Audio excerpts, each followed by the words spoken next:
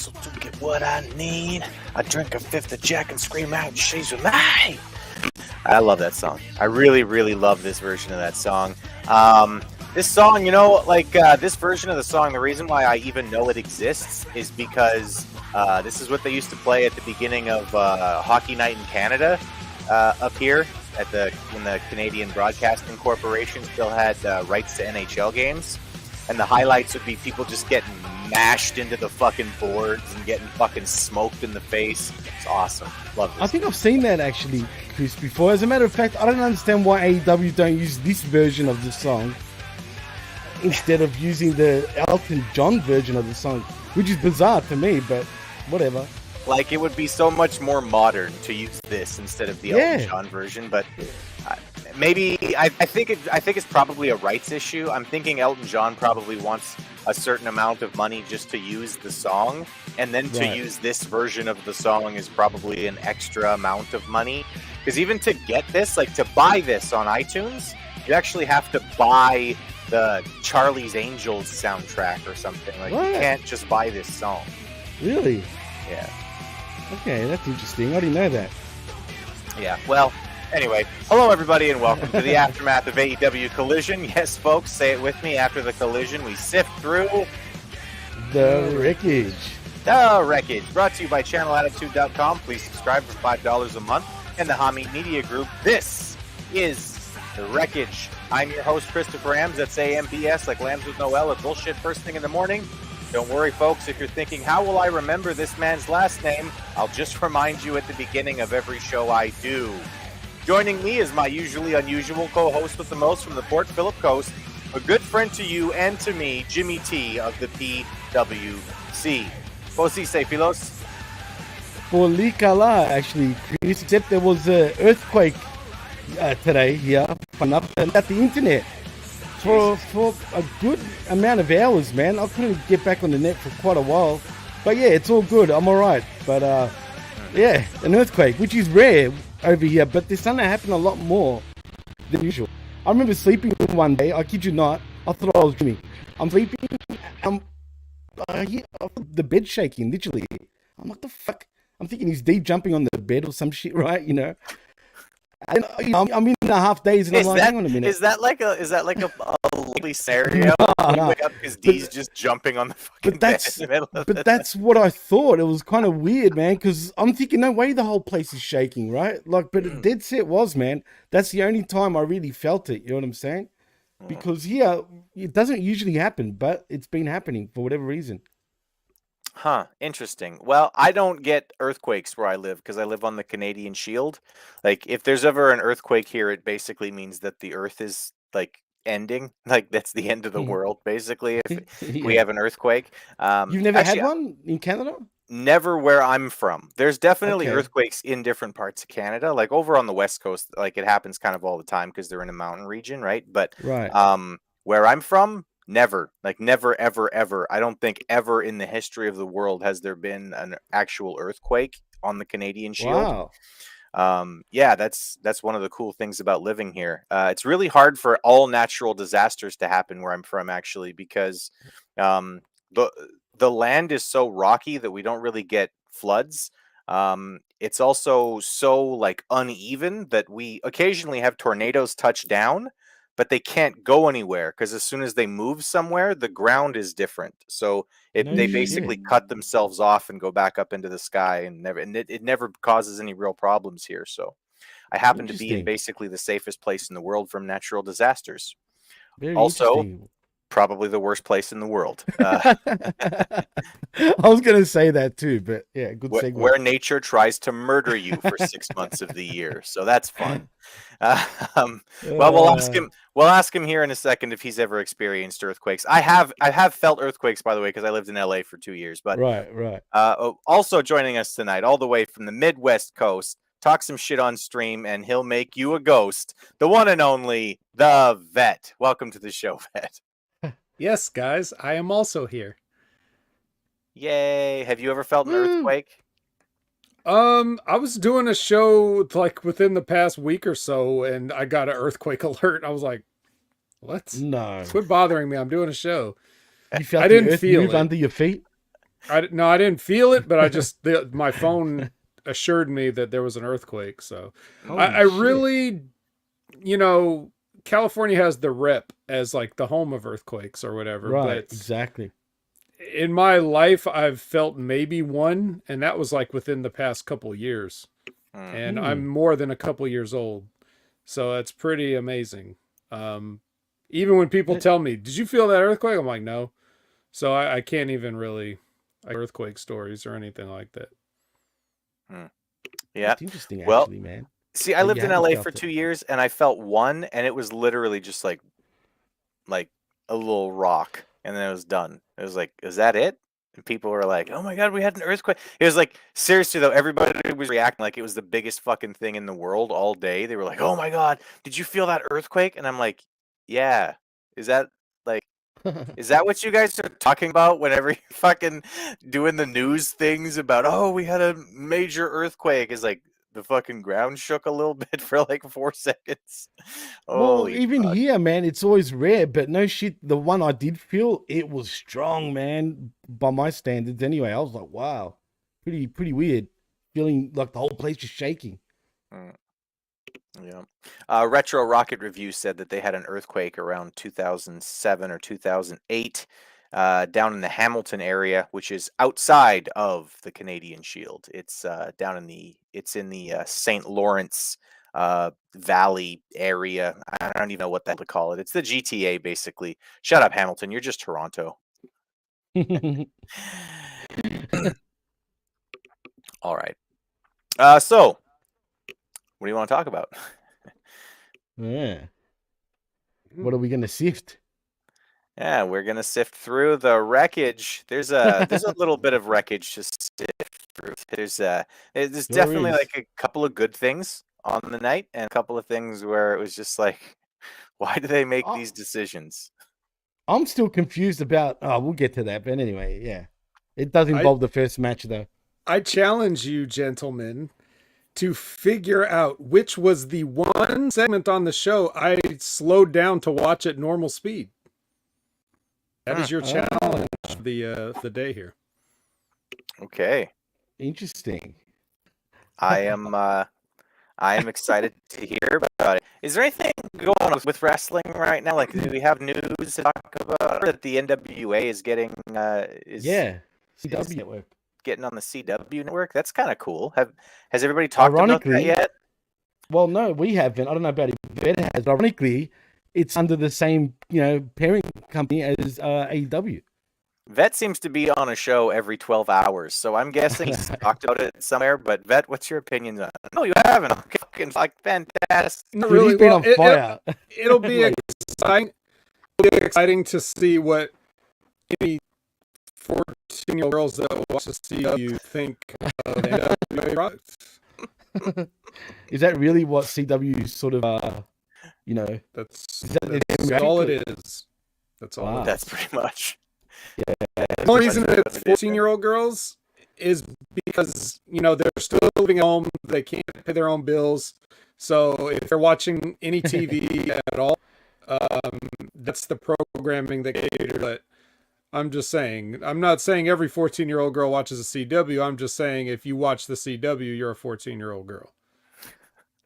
No watching Pretty much. NWA from us. Or you're their mom and you're cooking dinner and it's just on in the other room. Yeah. But you're not really watching it. It's I mean, is it a good thing though, Vet, or boys in general that, I mean, they're getting a national TV deal. I mean, that's a big deal, right? It's never Okay. a bad thing to get on television. Right. Yeah. The only bad aspect of it is, listening to people drill you with the low numbers you get every week and act like they're some kind of an expert by, reading whatever Brandon Thurston puts out. Don't do that. Don't do Yeah, that. don't do that. Don't do that. Save yourself the time. Just punch yourself in the face. It's way more enjoyable. Yeah, you hear that, Jeff? Punch yourself in the face. Right there. Hi, Jeff. Not that he's the only one that does it. Yeah. But Lots of people do that shit. So Yeah, no, it's good for them, of course. Like getting on TV is not a bad thing. It's better than them just being like YouTube exclusive or whatever the fuck they've been over the last number of years. Um, and the CW is a station that has an audience. It might be 14-year-old girls. That's pretty accurate, but like they do have an audience, which can't be bad, right? It can't be a terrible thing. And I mean, even bad ratings for a bit, like even bad ratings for a bit is probably going to be better for their business than being a YouTube exclusive. And I mean, let's push it out, further. Let's say that they fail on the CW, right? They don't do well, or they don't do well enough for the CW. Chances are they still probably grow their audience something.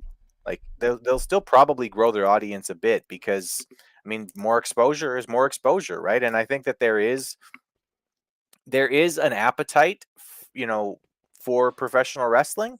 I just think that I still honestly and 100% believe that if Collision would have stayed the course, to what it was on when it first started, and if everything didn't happen with CM Punk, I still think that this show would have been, significantly more popular than it is now, certainly.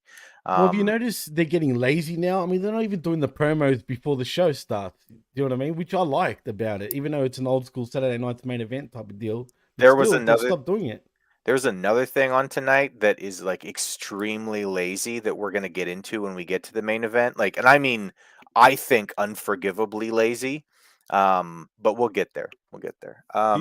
Do you did you guys happen to see if obviously they announced this like this TV deal, but did you happen to see a day and time that they announced with this, or has that not been No, disclosed actually, yet? no. That I Haven't don't think seen it it. has been Haven't Because seen it. disclosed. that's So it No. could be at 1 a.m. in the morning, a la ECW. right. Or Ah. it could be like it might be one of those things where they want to bring back weekend morning wrestling, which Would is that work? You think interesting. now? What Would that work now in today's day and age? But again, if you're still watching TV like this is 1985, then the times have already passed you by. So, like yeah, I said, I don't know who watches TV like that anymore. But and I certainly don't think if we're going back to the days when we were younger, we used to watch Saturday morning cartoons and then wrestling would come on afterwards or whatever. I don't think any of those things, if anybody's still doing that, are going to be on the CW. I don't know if the CW has Saturday morning or Sunday morning cartoons, so I couldn't tell you if that would be a good time slot. I just want to provide this context because I did talk about the NWA a couple of times in the Monday locker room. So just so everybody know, um, today's TV is YouTube, basically. Yeah. Like even old people watch it's true. YouTube at this Very point. true. So that has been, with the young people that I talk to out in the world, the wild, it's that has supplanted, traditional network and cable and satellite television as far as like what young people watch. And, now older people are getting into it, ever since, they got on Facebook and learned how the internet works or whatever. So the bottom line is, just for context, the National Wrestling Alliance, their YouTube channel has 268,000 subscribers. If that sounds like that's a high number to you, then again, you're one of those old out of touch people. Yeah. But for context, I think Impact has something like 1.5 million subscribers. Really? That's pretty. Actually, it's a lot more than I expected. AEW has, as of me looking at it right now, 3.9 million subscribers. Shit. So when everybody's sitting here talking about TV numbers like, oh, they only drew, 300,000 for Rampage or something, it's like, yeah, but that's because nobody's fucking watching TV, and anybody that cares is going to just see clips or they're going to stream it or whatever. And then, of course, the WWE's off the charts, like 100 million subscribers for their YouTube channel, and they can't draw a 2 on Monday nights on their flagship show. And they can't, and SmackDown struggles to get 2.5 on network television, which the CW also is. So that's your context for where wrestling numbers are in terms of the viewership. And even some of those you're going to have to imagine are bot subscribers. Like they're not real people. Like NWA doesn't have 268,000 real people subscribing to their channel, but even so, that's pretty darn low, all things considered. So that's the reason I brought this up in conversations past, is because of the statement Billy Corgan made about, we're in position to be the number 2 company. And maybe he thought that simply having a network TV deal on, arguably the lowest rated network that you could have one on, maybe he thought that meant he was in a position to be number 2. But I scoffed at that statement and then provided numbers to show why I was scoffing. And I just did it again here. But that doesn't mean I think it's bad. It just means that it's still an uphill struggle. It's always going to be an uphill struggle, because you're also competing with you're not competing with other channels. You're not competing with other wrestling companies. You're not competing with anything. What everybody's competing for in the space right now is human beings' time on Earth. Yeah. There's only so many hours a day that you have to dedicate to any leisure activities. And the more leisure activities are introduced on the more platforms they're introduced upon, the less time you're going to have, and the more you're going to sift through not only the wreckage, but the things that you have time to actually enjoy. You're going to prioritize. And I'm sorry, if your women's champion looks like Kenzie Page, no one is going to prioritize watching NWA over anything else in their wrestling allotted time. I'm sorry. What about the fact that they want to have what do you call it? Oh my God, I forgot it. A territory system again. Have you heard about that? To quote Robert De Niro's character from Copland, what about him? Fuck him. Yeah, well, NWA, Corgan has come out and said they're going to bring back the territories. How? I have no idea, but I guess. Well, you know, people that are much more experienced and have much more expertise than I, like Jim Cornette or Rip Rogers or anybody else that I've heard talk about it, have already said why it won't work. So if you can refer to them, I'll just refer you to the fact that when NWA held a pay-per-view in their own studio that seats like about 200 people, they couldn't even sell that thing out. So good luck. Yeah, weird. No, and the whole idea of like he's bringing back the territories. What the fuck is he talking about? Unless he's planning on destroying like, you know, TV networks and going back to a time when everybody sat down, like unless he's literally saying that he has a time machine and he's going to take us back to the 60s, you're not going back to the territory days. That's fucking ridiculous. And here's the thing about it. To sort of underscore the point that Vet was just making, I'm going to tell you about my own personal history with the CW network, right? I don't think I've ever watched the CW network, ever. I don't think I've ever sat down with my television remote and tuned into the CW network. I have seen shows from the CW network, but I've seen them on Netflix, or I've seen them on Hulu, or I've seen them on whatever the fuck I was watching them on. I wasn't sitting there watching the fucking show. I wasn't. Commercials. Nobody does that shit anymore. And I'm one of the kids, like Vet was talking about. I did wake up Sunday morning and tune into WB and watch Batman and Superman and the Ninja Turtles and Freakazoid and whatever the fuck else was on. I did switch over to Fox and watch X-Men and Spider-Man and whatever the hell else was going on over there. Like, I watched that shit when I was a kid, and there's no fucking way you would get me to sit down for 2 hours and watch something on domestic television while I have to see fucking commercials about Cheerios. There's no fucking way I'd do that. So I've seen the first 3 seasons of The Flash, and then I just quit because it was every single fucking Flash episode in history was the exact same fucking thing. It was the Flash and the Filipino Flash against the bad Flash, and then the bad Flash and the evil Flash teamed up against Black Flash, and then Dog Flash and Small Flash and White Flash and Bald Flash all joined up to face the other Flash. It was like, I really fucking hated that show after about 3 seasons. It just got fucking terrible. And Arrow was good for 1 season, and then they fucking neutered it.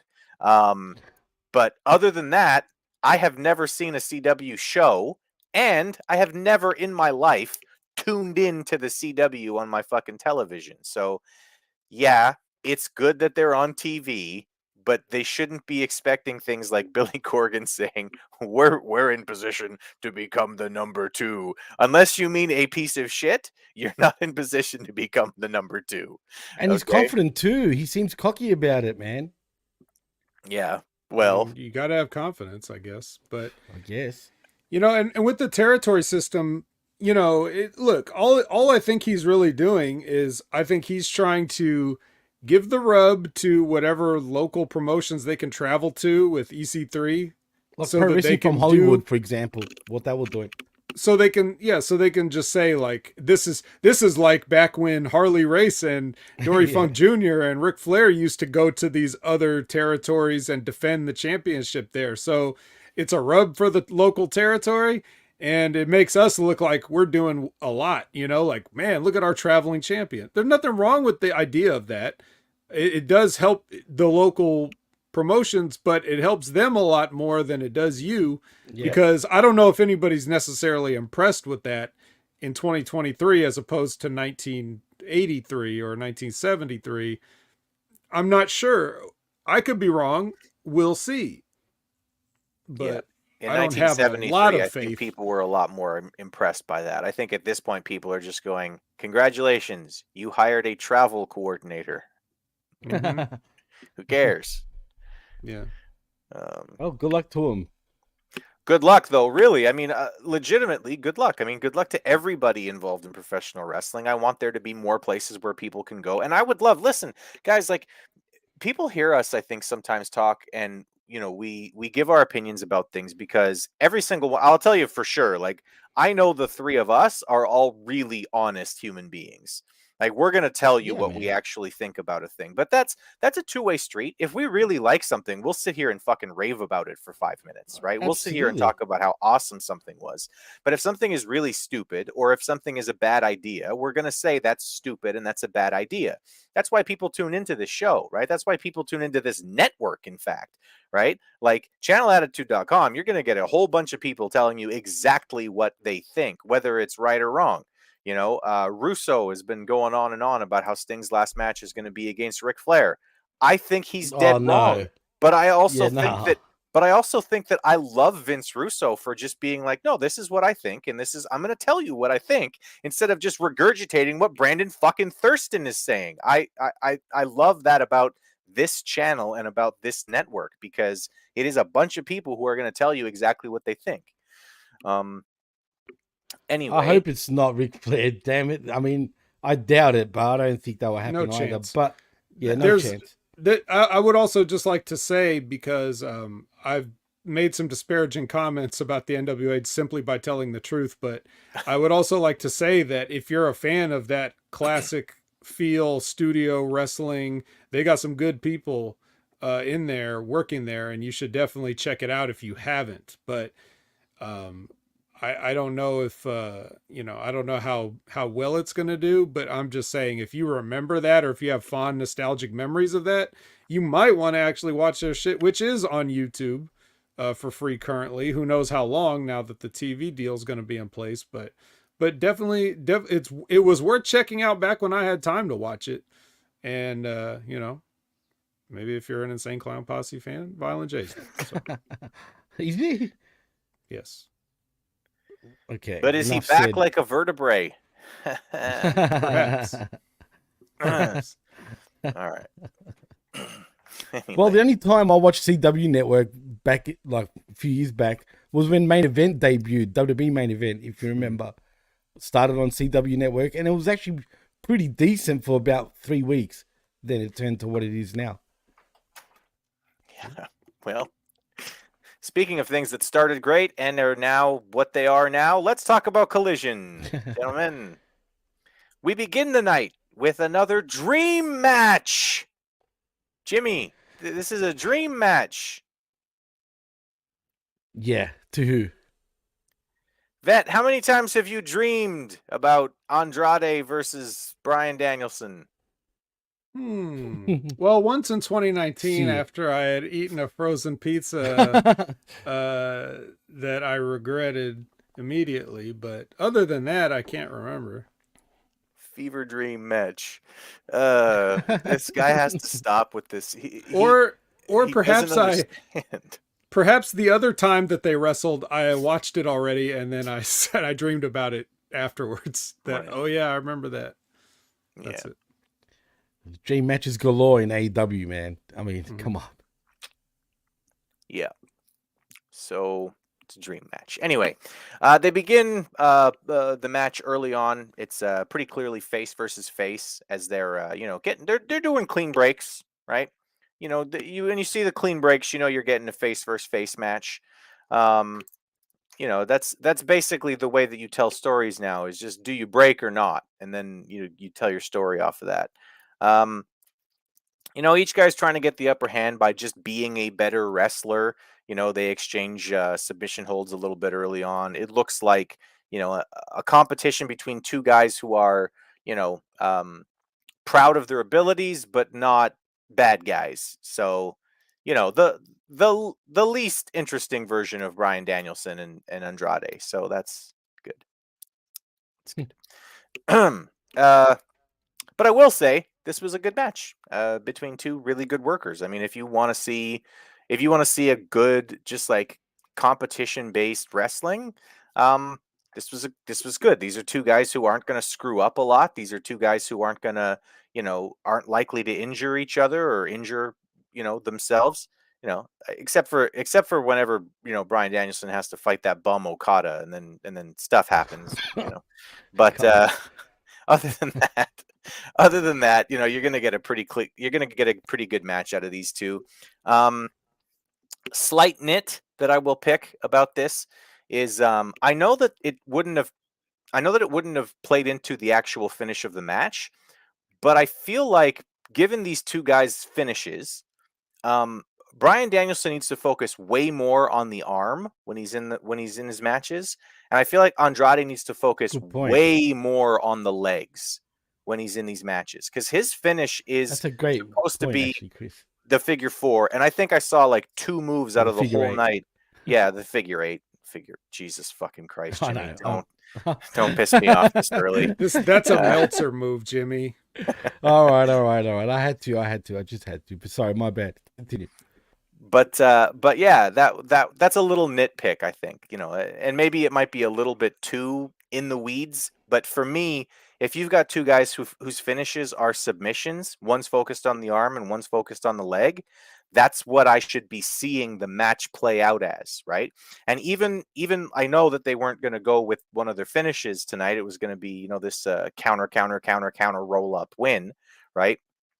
Which is a segment that I like. I really like those sequences in wrestling matches because it reminds me that wrestling is meant to look like two people trying to pin the other guy's shoulder to the mat for 3 seconds, which I don't get reminded of often enough in professional wrestling. And I mean that. I know that sounds like I'm being snarky. I really mean that, though. I don't feel like I'm reminded enough that wrestling is meant to be a competition. So I did like the sequence at the end. But just for me, if your finish is the figure four, half of your offense at least should be focused on the legs.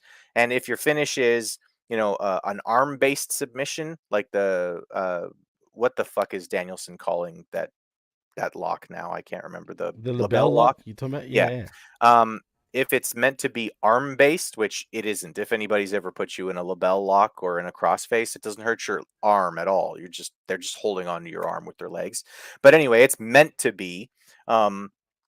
So the offense should be focused on it. Vet, am I a little too in the weeds about it, or is this something that like workers notice too?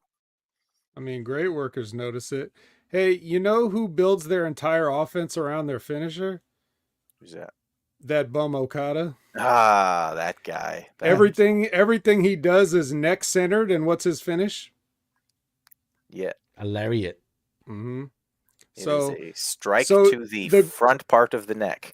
Right. So the great ones think about it, and then the guys that everybody says are great they do what they can.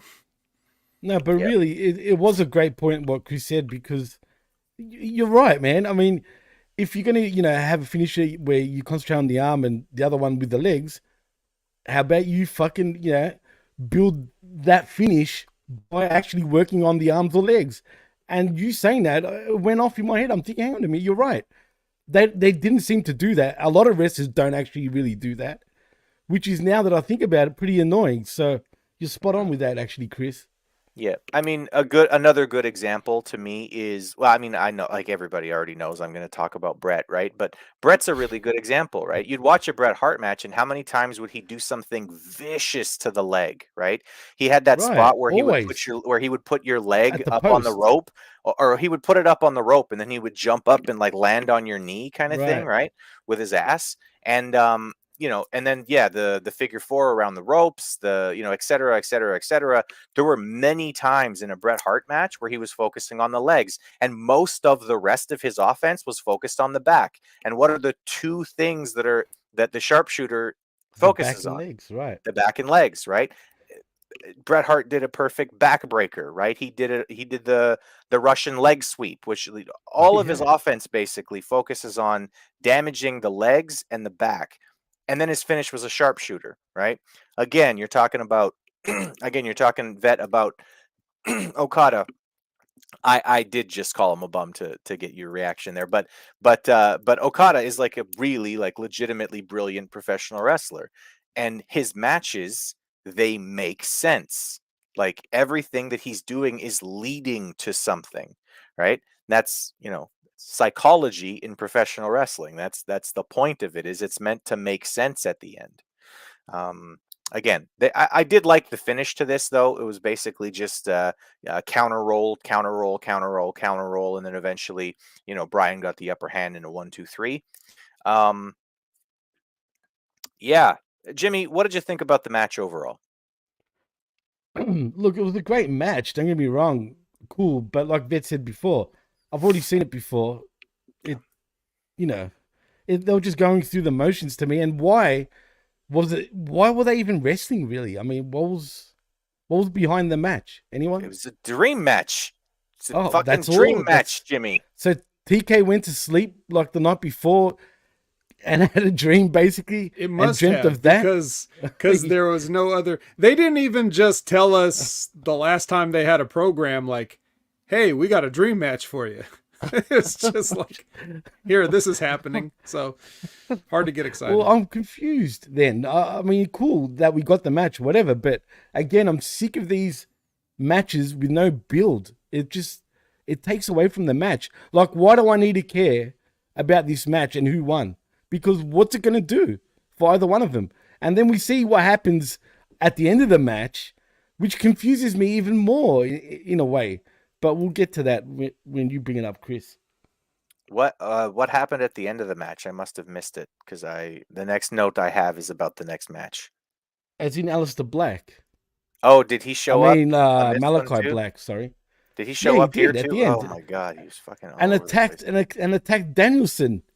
Wasn't his beef with Andrade originally? Yeah, Well, but they settled Andrade got his that. mask back. Oh, Yeah, okay. So that it's settled now. part's It's all over. good. All right. Cool. Whatever. Well, what's freaking Black's problem then? Well, it's a story thread. Oh, and you know what else is weird? Do you see the way they brought him back too, guys? It was almost felt like he was debuting, like re-debuting in AEW. Like, let's reset Malachi Black. I don't know, man. It just felt a bit weird for me, but that's just me. Yeah, well, he's Dutch. He's from Holland. Isn't that weird? Isn't that weird? He's not from Amsterdam, is he? I don't know. Actually, I think he is. Yeah, no, actually, I'll take that back. Somewhere over there. Anyway, yeah. So yeah, there was that. I'm guessing the lights went out and came back on. Mm-hmm. Yeah, okay. Yep, of course. I mean, come on. Standard. I legit missed that when I was watching the show, and I already have in my notes complaining about how many times the lights went out and went off. So that's another time that it happened, and I didn't even fucking notice. Plus one. Jesus Christ. The fucking Yep. lights. It's ridiculous, man. It is ridiculous. Maybe, do you remember the game when you guys were kids? It was a kids game called Murder in the Dark. I don't know if you guys know it. I don't know. That sounds like something that only happens in Australia. No, Ben, have you heard of that game? Maybe. What is it? Basically, from what I remember, you turn the lights off, right? You hide, and you find it's like hide and seek, but in the dark. But for whatever reason, I didn't come up with the name. It was called Murder in the Dark. My point is, that's what this shit feels like over and over. Maybe TK used to love that game when he was a kid, and that's what we get. He's just a mark for the Undertaker, but he doesn't understand. Yeah. Less is more. He's a mark for ECWs to use that with no reason. At least all with the the Undertaker, time. it makes somewhat sense of the lights going out, but ECW was definitely guilty of that shit over and over and over. And it was anybody. It was never any supernatural character, which is funny. It's 911. Right, 911, exactly. That's I was going to say that. No shit, you took the words out of my mouth. 911. And who was he in the biggest scheme of things in ECW? Pretty much a nobody, man. He's famous for choke slamming someone off a balcony. But the lights come on. But the lights go out. Right, exactly. All right. Well, next up, we've got a match between Sky Deep Purple and HollyHood Haley J. Hey, I know that girl from that show I watched. Yep. Vet, was this the segment that you slowed down for? It sure was, buddy. It sure was. You win the prize. Yay. You can send me a muffin. Hey, wait a minute. So, first of all, I would just like to say that in your absence, your unexcused absence, by the way, last week, It was we're not gonna. We established that this is now Dark Sky. Yes, Dark Sky. Dark Sky. Yeah. Yeah. But you got to say it like this. You got to say it with the Christian Bale Batman voice. It's Dark Sky. Why does Dark Sky still have yellow in her trunks? She's not completely dark. Don't get it.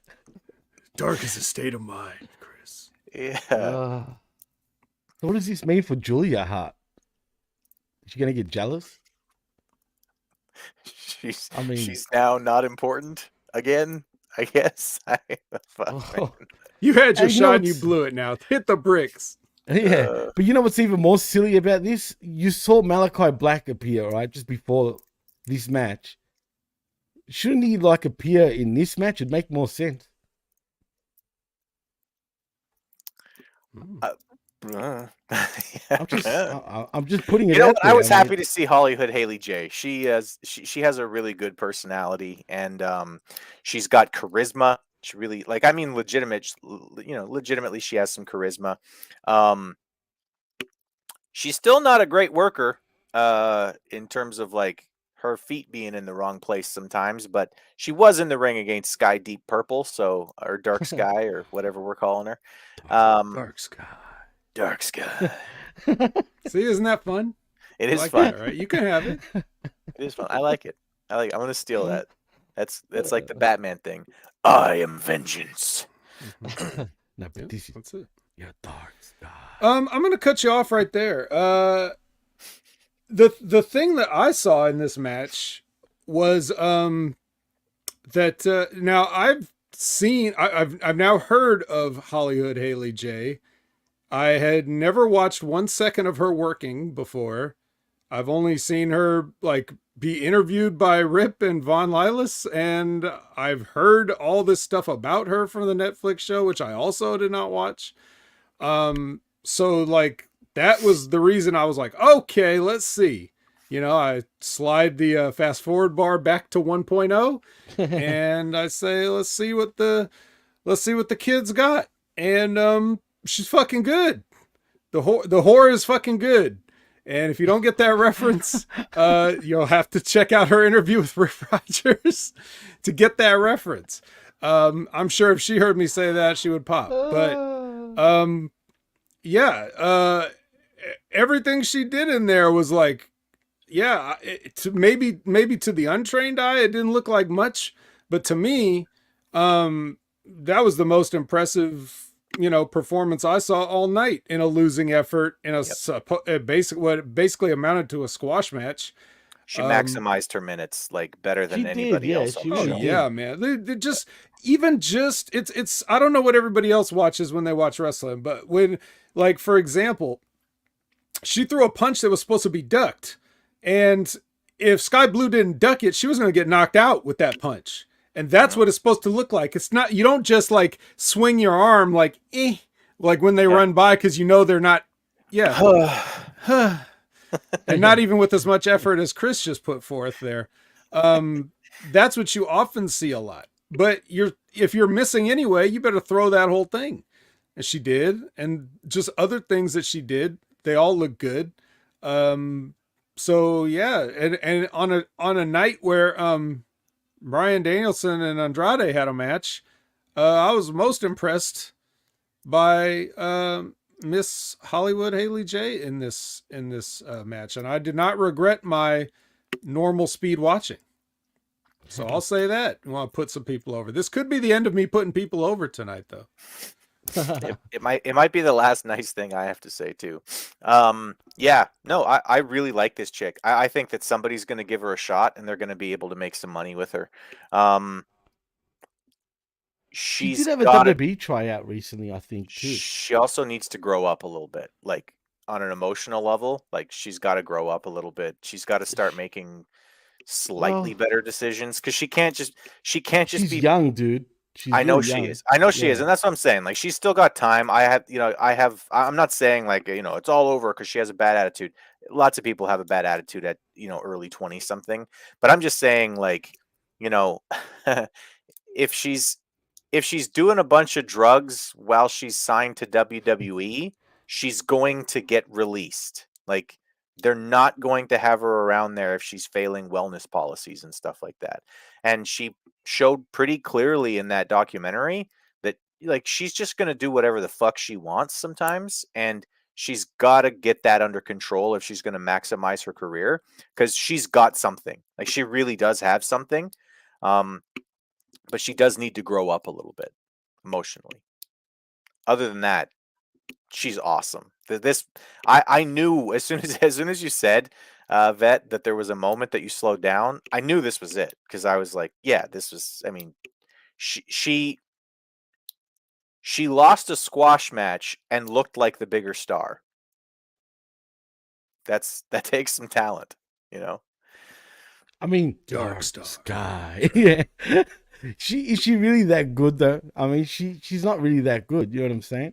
Dark Who? Sky? No. Dark Sky. Yeah, that's what I'm saying. Like, Right. yeah, other than her backside, which is the only thing that's over about her, let's be real, right? And I don't even. I mean, don't get me wrong. She's got a nice butt, but come on, how many women have got butts like that? Yeah, I'm just saying. You know what I mean? There's a few Right. on this show.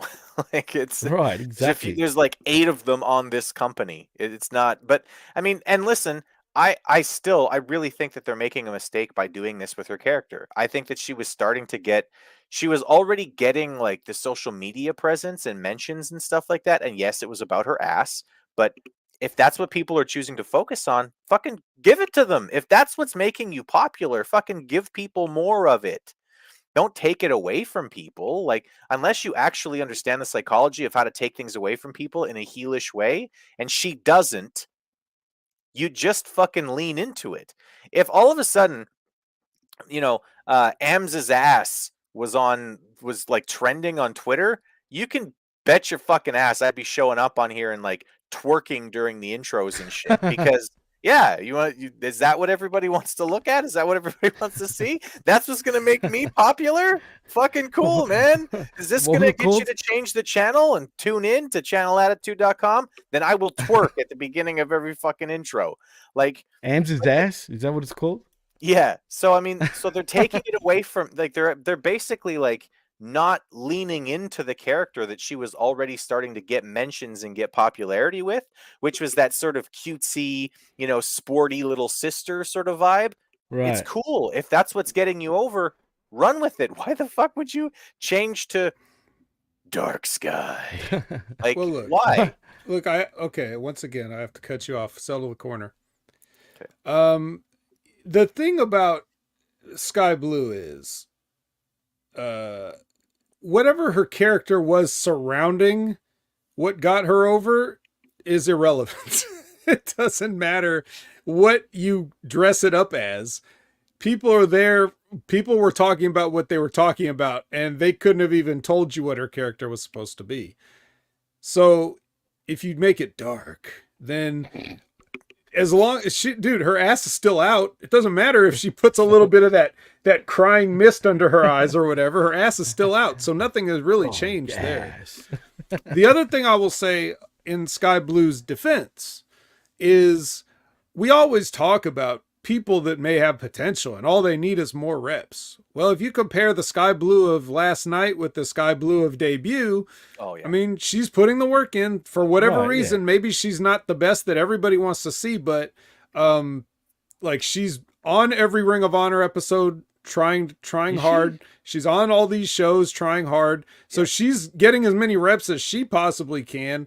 And you could see an improvement. It's not like a night and day improvement, but it's definitely moving in the right direction.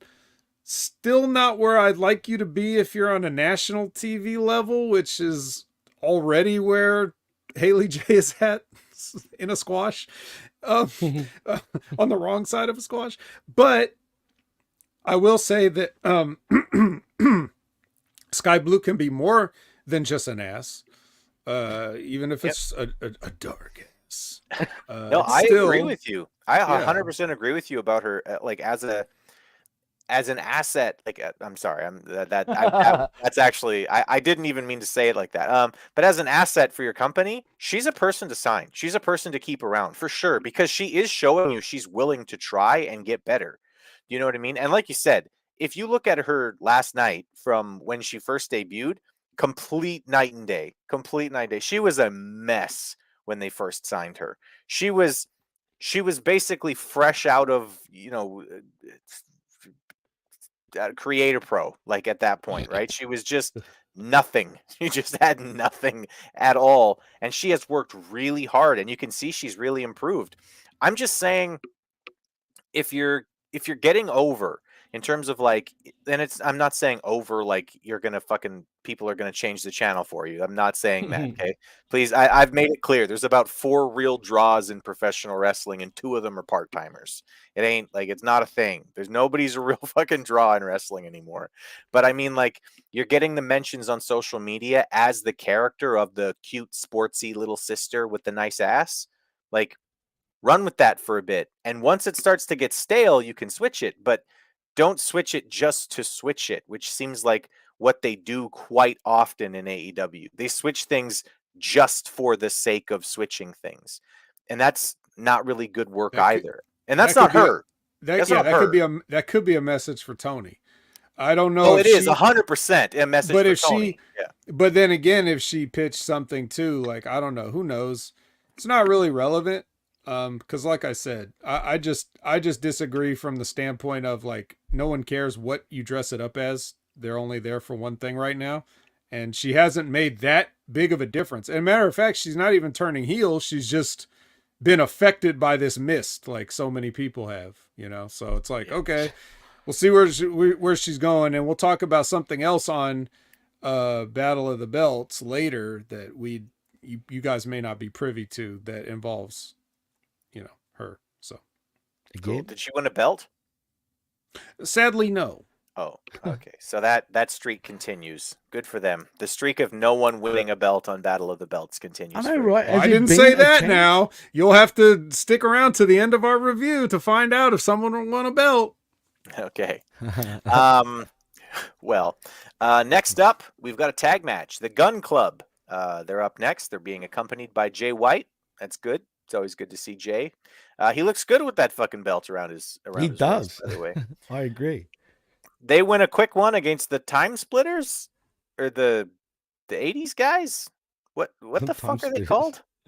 The Outrunners. Kushida. The right, Outrunners from ABW as well. It's funny enough. Hey, listen, the Truth Outrunners. Magnum and Turbo Floyd, baby. That's a fun. That's a fun little gimmick. Fuck high energy. Remember them? I like that. That's another good example of maximizing your minutes. You're there for a squash loss, but your gear looks good. We understand exactly who They're you're not supposed bad, to man. be. They're actually not bad. Commentary even actually like put over the gimmick, right? Like, he won the best body award in 1984 or whatever, right? And like, They're the youngest men alive, Chris. Did you know that? it's fucking great stuff. Like, this was a really good example of maximizing your minutes in a loss. But yeah, there's not much to talk about in terms of the match. Jimmy, what do you think about these guys? From what I've seen, man, I actually look, they're jobbers in AEW, don't get me wrong. But in OVW, from what they do in OVW and what they've kind of been doing in AEW, I think they're actually good hands for what they are. I mean, I think AEW seems a little interested in them because they keep bringing them back. Whether they sign these guys, I'm not sure. But you know what? At least they're a legit tag team. I would sign the guys just for the sake of having another tag team, but a proper tag team, not just two guys that are just, put together. So, you know what, man? I don't know. I mean, the future looks bright for these guys. We'll see. They just remind me of High Energy, if you remember, back in WCW. Or High Voltage, sorry. High Voltage. Remember that? Danger, danger, at the start of this song. That's what they remind me of. That's the only thing. But what are they? They're supposed to be surfer dudes?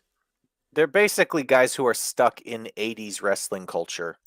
Yeah. Okay. Well, that's a bit weird for a friggin' wrestling gimmick, in my opinion. But you'll hear them talk about Zubas and stuff like that. So it's, hey, didn't Hawk own that brand, as a matter of fact? I don't know. I'm pretty sure he did. I don't know. I wasn't a wrestler in the 80s, Jimmy. I don't know the answer. No, I know, but I've heard stories. I'm pretty sure Hawk was the one that brought out those pants. All right. Well, anyway, yeah, it's fun. I like them. I'd sign them too, even if they're just a jobber tag team. That's not a bad thing. Like, if they're going to be jobbers, but they're going to entertain you, which that's their job, right? That's the point of what they're doing. They entertain me. I can only speak for myself, but I find the gimmick to be funny. Like, I find it to be fun, and like, it does break up the show a little bit for me. They're not just another fucking tag team, right? They actually have something when they come out. So it's fun. For sure. All right. Well, anyway, the lights go out. Again. And this time it's a devil. He's shown on screen. And then Jay White gets spooked and the Bullet Club leave. That was it. This is dumb. Yeah. Really dumb. Like, I mean, dumb as dog shit, if that's even a thing. What? So now they're going to think like he's the actual devil and they're spooked? I mean, come on, man. Yeah. Like, if I'm Jay White and I'm surrounded by my boys, I'm like, all right, bring it on, fuckface. You know what I would say if I was Jay White on a promo? I'd be like, there's no such thing as the devil. You know what I mean? Play up to that. You don't scare me. There's no such thing as a devil. And, whatever you want to say after that. I'm just saying. So we're going to have Supernatural JF now? Is it SJF now? That's, God. I don't think that's MJF. They're playing up like it's MJF, and I think that they're trying to tell you that Jay White believes it's MJF, but it's not MJF behind that mask. Sorry, it's a little Mimito devil. It's Adam Cole or some shit. Adam Cole. It's like, what's the devil's son's name? Is it Damien? Is that right? It's like, that's something who it is. like that. It's not really the devil. It's Damien. It's Damien. Like little Damien, it's Damien 666 from WCW, the Luchador. It's like, bring your kid to work day. Devil brought him along. It's like, come on. Come on, you can torture the hookers or whatever. Fuck. And there's more lights to turn off as we go, funny enough. So this is not the only 2 lights out moments so far and counting. Tony Khan having serious problems keeping the lights on in AEW. Maybe he forgot to pay the fucking electricity bill. That should be Brandon Thurston's next fucking title on the next thing that he writes. Wattage by hour, by quarter hour. Fucking hell. All right. So AEW. Orange Cassidy's backstage. He's being interviewed by Lexi. I guess he's going to be defending his championship against John Silver, at some point in some show. Yeah, Battle of the Belts later on tonight. Yeah, great. I'm so glad I Yep. missed it. I'm so glad I missed it. I didn't have to watch John Silver and Orange Cassidy. That's good. Chris Statlander comes into the picture, and she picks up Lexi over her shoulders, and she does some squats. So yeah, Squats. that's cool. Anyway, next up, apparently we're here to piss off Memphis because yeah, they recreate the concession stand brawl, but this time worse.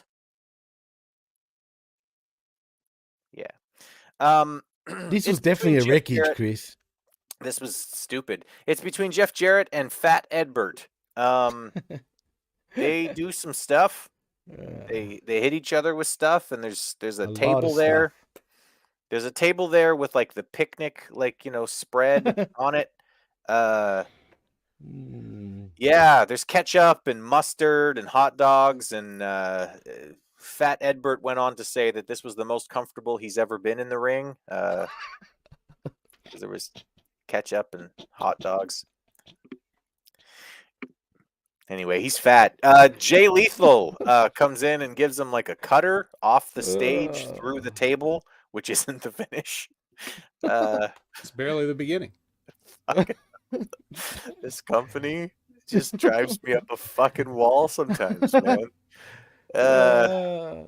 This company, man, it took like a million bazillion finishes, mind you, and a bazillion and a million people just So, to fucking Eddie gets back in the ring, and he's starting to get the upper hand, but then Jay comes back and he hits him with stuff, and then he still comes back, but then Satnam Singh gets involved, and he gets back in, he's back in charge again after that, and then he gets, interrupted by 17 other fucking people, and then eventually loses this match. God, what a fucking waste of time. Vet? Well, two of my favorites, Jeff Jarrett and Eddie Kingston, putting on a clinic for everybody, and Jesus Christ. clinic. They need to go Perhaps to a Mayo clinic, afterwards. just not the kind you think. A Mayo clinic.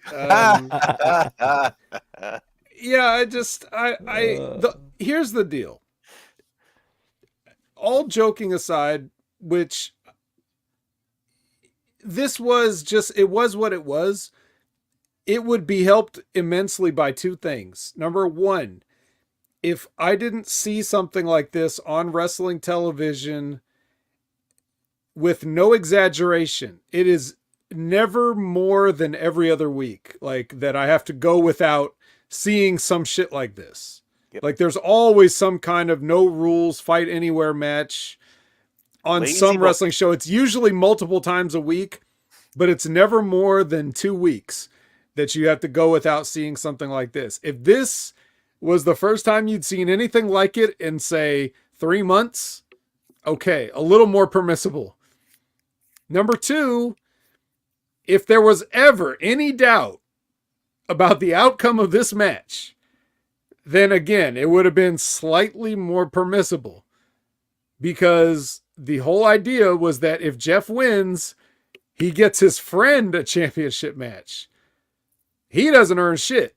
All he is get mustard poured on him or whatever.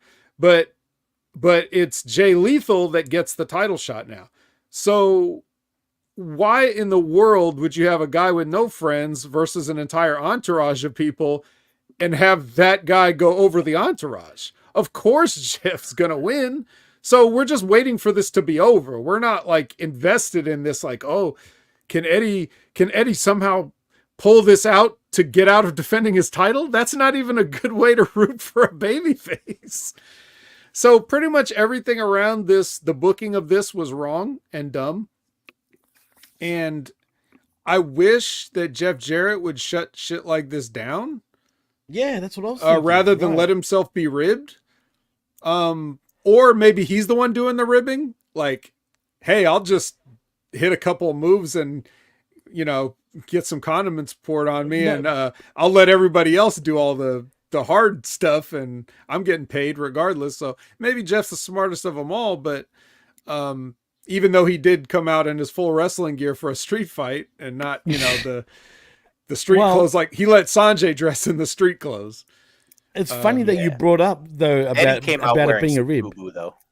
He did. Yeah. For us, by us. I mean, that's what Fubu stands for, right? But funny you bring up the rib thing, right? Could it be a rib to his match back in WWE against China, the housekeeping match? Yeah, sure. I mean whatever. But again, like I said, if we didn't see a match like this every single week in pro wrestling these days, right? I don't even know if anybody. You don't have to go back to '99 to pull a rib on a match like this. All you have to do is go back to TNA, right? Yeah, or Friday Night Rampage, whatever. Yeah, it's like there's always somebody fighting with garbage. Also, just to point out to your thing about psychology earlier, Chris, when you're talking about like, hey, maybe we should focus on body parts if our finisher involves that body part of things. Here's how, even in this match, and it's Jarrett who doesn't even get the psychology of this. So he picks up like this table. It's like, it's not like the table that you normally see people go through. It's like one of those like cafe tables. And he slams it into Eddie's knee. And then he picks up a chair that you would sit next to this table if you were going to use it for what its intended purpose. And then he hits him with the chair in the legs and throws that away. And then he gets a garbage can lid and starts hitting him in the leg. And it's like, you went the opposite way. You took the heaviest thing and worked your way down to the lightest, flimsiest thing. Yep. Like that's not what you do. Even in a stupid match like this, you got the psychology wrong. So I'm very disappointed in everyone involved.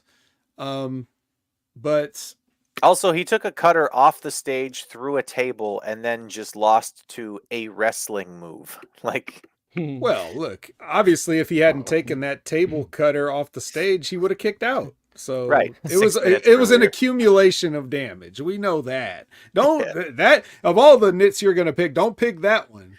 But anyway, 4 stars.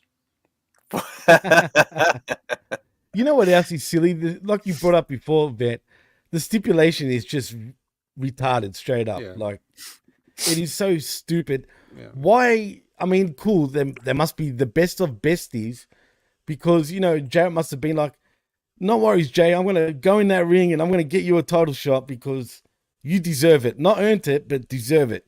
You know what I mean?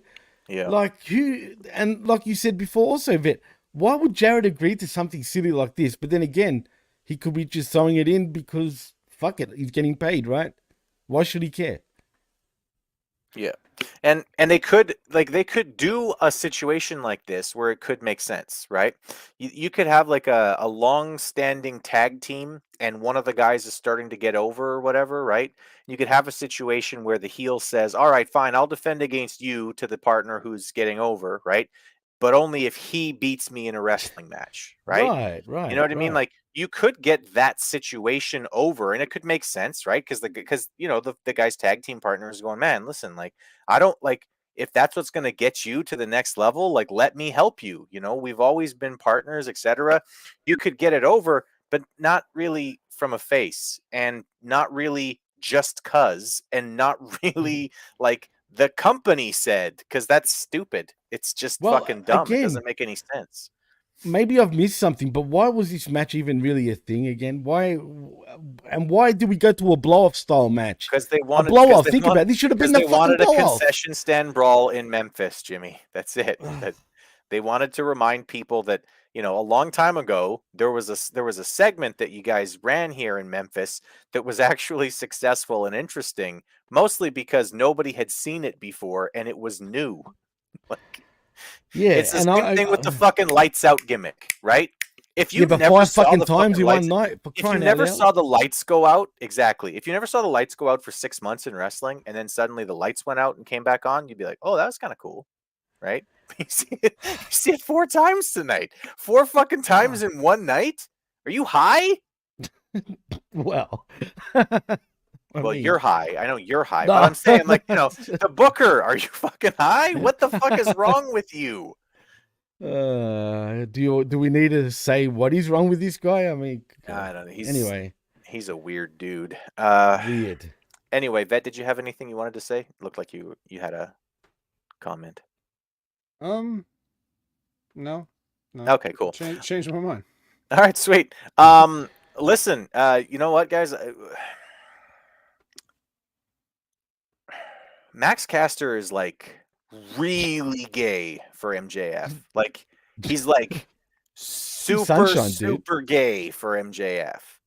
I'm not sure if you've seen the subtle hints that they're dropping between Max Caster, but it's really subtle. You really have to pay close attention to understand. But he is like super fucking gay for MJF. It's getting worse every Bowen's week. Uncomfortable. It's Yeah, exactly. Bowens is like, man, that's kind of gay. yeah. I mean, come on, man. Why? I mean, where are we going with this? If you know don't the come history on. No. Oh, don't come None of on. that. No, Yeah. definitely not that. Yuck. Why'd Yeah. you say that for, Bet? Damn it. Max But in all Caster thinks seriousness, this is hilarious. He's maybe really his name is loving Max Custard now at this point. We're not making cum jokes about this fucking situation, Jimmy. Move on. Oh my God, yuck. Custard. You. Anyway, please continue, Chris. Jesus Christ. It's like, man, like you've got your fucking world champion involved in this nonsense. Like, yeah. It's a sub story too, for whatever reason. and for fuck's sakes, guys, like you can do this in a way that's respectful, like to the actual community, right? Because the gay community doesn't like no community likes to be made a fucking mockery of, okay? And that's what they're doing right now with this fucking thing. They are making a mockery of the gay community. If you do things where it's subtle, right? But it's still clear, but it's subtle, you can get people really interested in that kind of a storyline, okay? I'm not exaggerating when I say that last week, after the Acclaimed helped Max or whatever, Caster was on TV opening his mouth and pointing to it. Like, fuck off. Darks, guys. So he wasn't just doing the Baby J Sherman thing. Like on behalf of I'm not a part of the LGBTQ plus IA Clearly whatever community, right? But like on behalf of them anyway, stop that. It's just true, awful. Man. It's just awful what they're doing with this. Because but if again, you say that publicly, Chris, you're gonna get lynched pretty much. You know that. I'm not saying don't do a gay gimmick. Do a gay gimmick. I've said for a long time, dude, I've been saying for years that a wrestling character whose gimmick was I'm gay, but I don't really want to fucking talk about it. I want to win championships and be a really good professional wrestler. Like a normal person, right? Also, I happen to be gay. I think that could make money in wrestling. Especially his name is Anthony Bowens. Anthony fucking Bowens is a really good example, though. Like because he doesn't play up the gayness. Yeah, you know exactly. I mean? Fred Rosser's another good example, right? Yeah, we know he's gay. Yeah. He doesn't come out and be like, but if he is an exception, he does weird shit. It's just so fucking childish, and it honestly makes it look like you're making fun of those people. It really legitimately looks like you're making fun of gay people, and you're not actually playing it off as a gay story. I don't like. We don't have to give it any more airtime. No, you're right. We don't. Okay, so next up, CJ Perry comes down to look pretty while Action Andrade and Miro have a match. Action Andrade. He's short. He got shorter since his first match. He's pulling double duty. Is Action Andrade. Tony Schiavone, by the way, really wants us to believe that Action Andrade can win this match. Like, dude, he really Miro is done. That's it. Fuck this. After the way this match went, you might as well just forget Miro. Just fuck him. The minute I saw the picture-in-picture come up, I was like, oh. You lasted this long? Yeah, not good. You can have Action Andretti have two hope spots in this match if you want. If you want to be really really nice to him, you can have him have The two first hope is his spots. entrance. Yeah, and the second hope spot needs to be as a direct result of CJ Perry like distracting Miro. Right, Miro's talking to CJ Perry, and Andretti lands a fucking tope or something. Right, he does something after selling his ass off. This match should have been 80-20 at best for Miro. It should have been probably it should have been 95-5. Like Andrade probably should have landed a punch, and that should have been about the entirety of what he fucking did in this match. But again, if you want to have a distraction moment where Perry distracts Miro and Andrade lands some fucking thing, some flippy doodah shit that he fucking does, cool. I'm fine with that. This match was 80-20 for Action fucking Andrade, and I am annoyed as fuck. This is the wrong booking, period. This is bad for everybody. You don't get Andrade over because nobody fucking believes you're winning the match. It doesn't matter what you do in this match. Nobody believes you're getting the fucking win anyway. But wait, Chris, what about that time he beat Chris Jericho? No. Oh yeah. Yeah. Oh my god. This fucking company, man, like I am not a wrestler. I have never put a wrestling show together in my life, and I still watch this and go, fuck, these people are stupid. Like, these guys really don't understand. It's been 4 fucking years at this point, Jimmy. It's been 4 years. This guy still doesn't understand professional wrestling. He doesn't. He actually doesn't, man. And not just doesn't understand it, but he's digressing. Like, think about when AEW first started, and don't get me wrong, there was a lot of silly shit even back then. But compared to now, it's beyond silly. Like, it was never this silly. You know what I mean? It was just slightly silly. You know what I mean? For a little bit. But now he's just gone backwards, man. He needs, again, I know we've said this a million times, but get someone to help him book this shit, man. And I'm talking about someone already established. You know what I'm saying? Like, I don't know. Jimmy. Like, who's around? Never. Yeah, never. But it won't happen. It will never happen. But if he can put his ego aside, just fucking do it. You know what I mean? Get somebody. Can you imagine being one of those guys that's on those message boards and booking e-feds, and then you just bring in a professional e-fed booker to help you book your e-fed? Come on, who would do that? Nobody would do that, and he's not going to do it now. You know what, though? You know what would have helped Miro vanquish his opponent much faster and avoid going through a commercial break? What's that, Vet? If he was dark. Yeah. Man, if he was dark. Like, you saw what the mist has done for Sky Blue. Mm-hmm. So if Malachi, or is that his name? I forget which federation he's called what in, but if he comes out and spits in Miro's eye, that could up his proficiency in the ring by like 600%.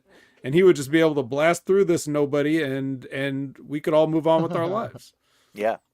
Well, funny enough, is the women the only ones that are in danger to the dark bukkake all over their faces?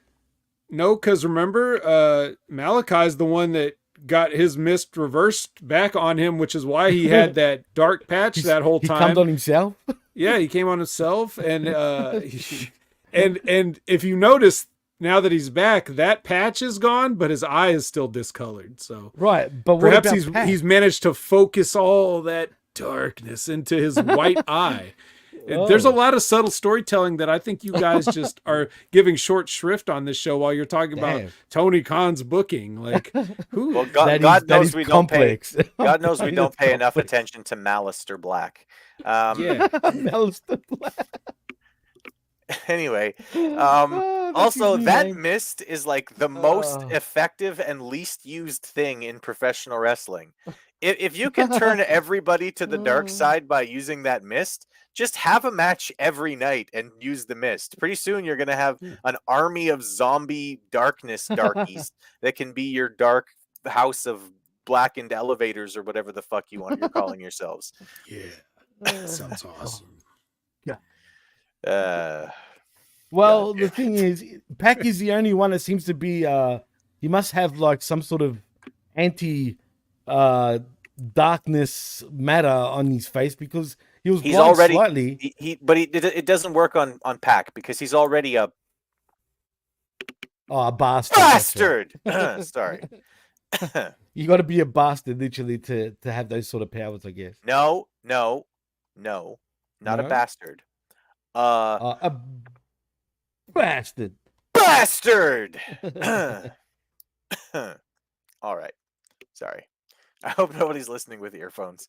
Backstage is a chaotic place, by the way, in AEW because JAS, they're backstage and they're back on the same page, but then they're not because the fat one from 2.0, I don't know his name, said something about not dancing, and then Daniel Garcia got mad, and then Anna would like drug off the fat one by his ear and was like, "We're gonna go have a conversation."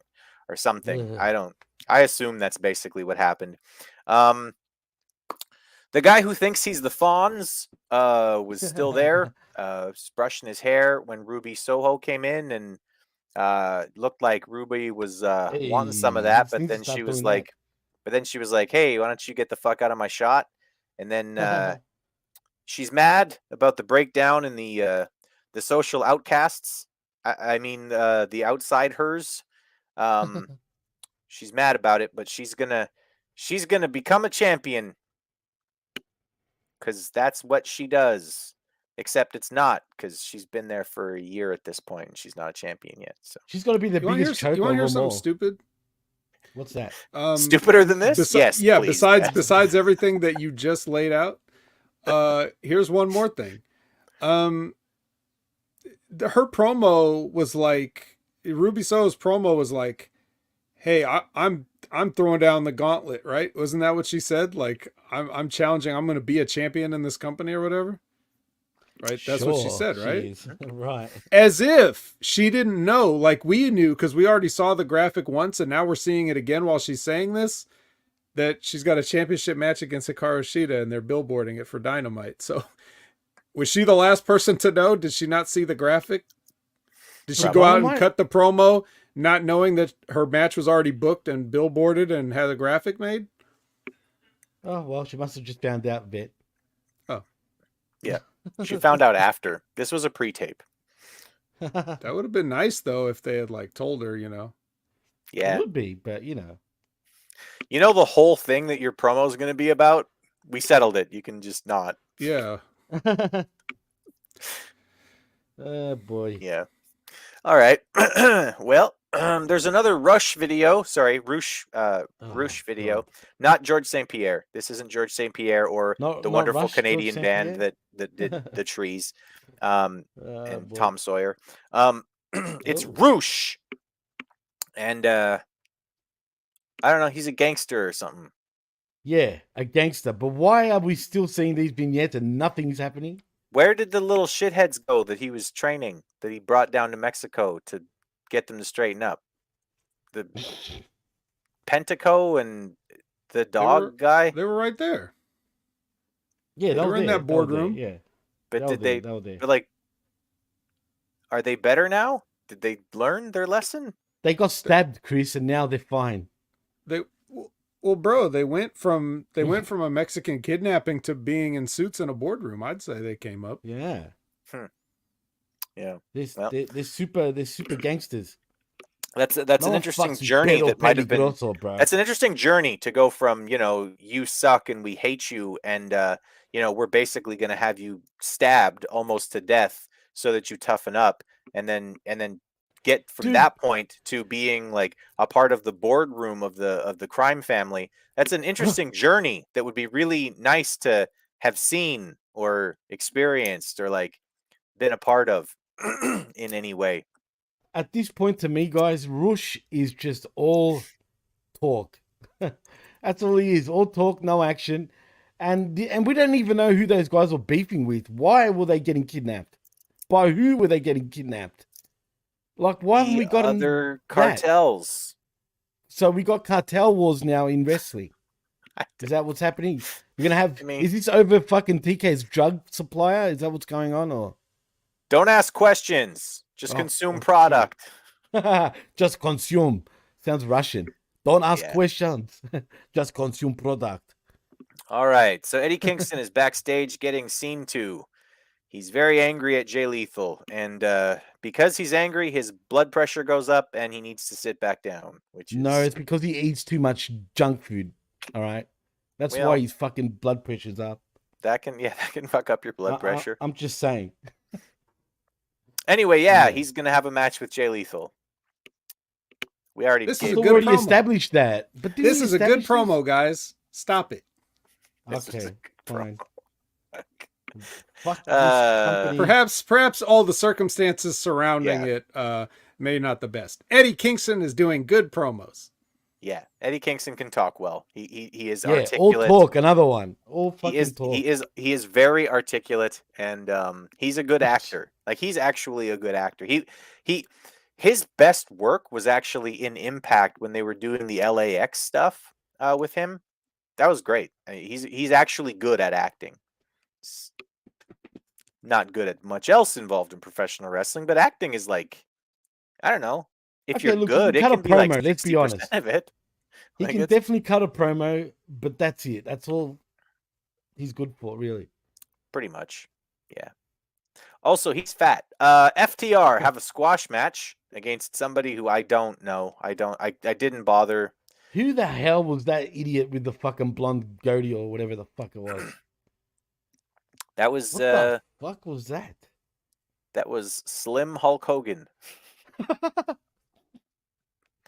Jesus Christ, man, that's a shocking goatee, whatever the fuck. The that Blade Runners brought him back from 1984, and he was really, really skinny then. is. This was before he was playing in Thunderlips. Metallica. Yeah, when he was about to play in Metallica, but didn't. Yeah, Yeah. fucking. Yeah, but it is pretty cool though, because you don't normally see anybody bothering to rock the Kid and Kid from Kid and Play, or like the Larry Blackmon level flat tops I loved anymore. Kid and You Play, just- man, back in the day.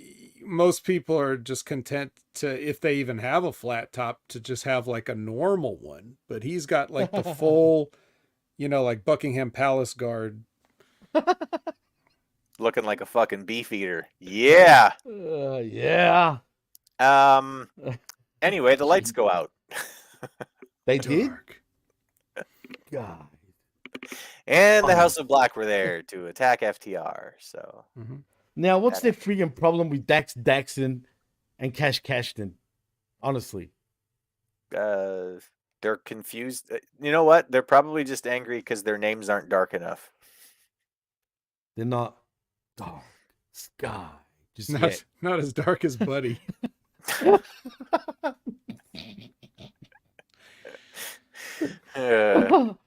But that's so true, though, man. Like, buddy. Anyway, whatever. Yeah, never mind.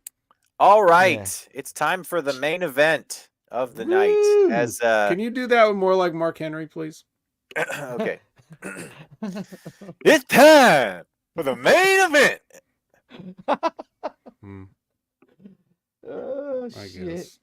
By the way, I It love is, Mark and Henry. boy. Like, I legitimately love Mark Henry. Mark Henry is too fucking good for what they have him doing. He's Dude, a he's joke. signed to on AEW this- and bashes the company. Yeah, because Mark Henry is a Like, fucking literally. king of a person. Mark Henry is like, yeah, you're paying me. This is still stupid. Like, yeah, you're paying me. Still, like, I fucking loved when Mark Henry came out with what he said after the CM Punk thing, where he was Yeah, like, well, the exactly. cancer's gone, so all the problems should be gone, right, guys? Right? Right? It's like, oh.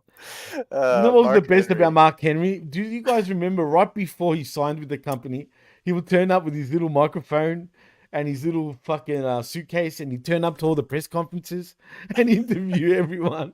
Then he got a contract. That was the funniest and best Mark Henry, man. That shit used to pop me. But yeah, then he got signed. And he still bashes the company. You'd think TK would be like, hey Mark, can you not talk so much about No. us on Tony Khan Okay, you has do it. never had a conversation like that with anyone even Yeah, he approaching probably the hasn't, size for of Mark sure. Henry. Never. He's got too much respect for those type of guys. I think that he wouldn't actually want to say shit.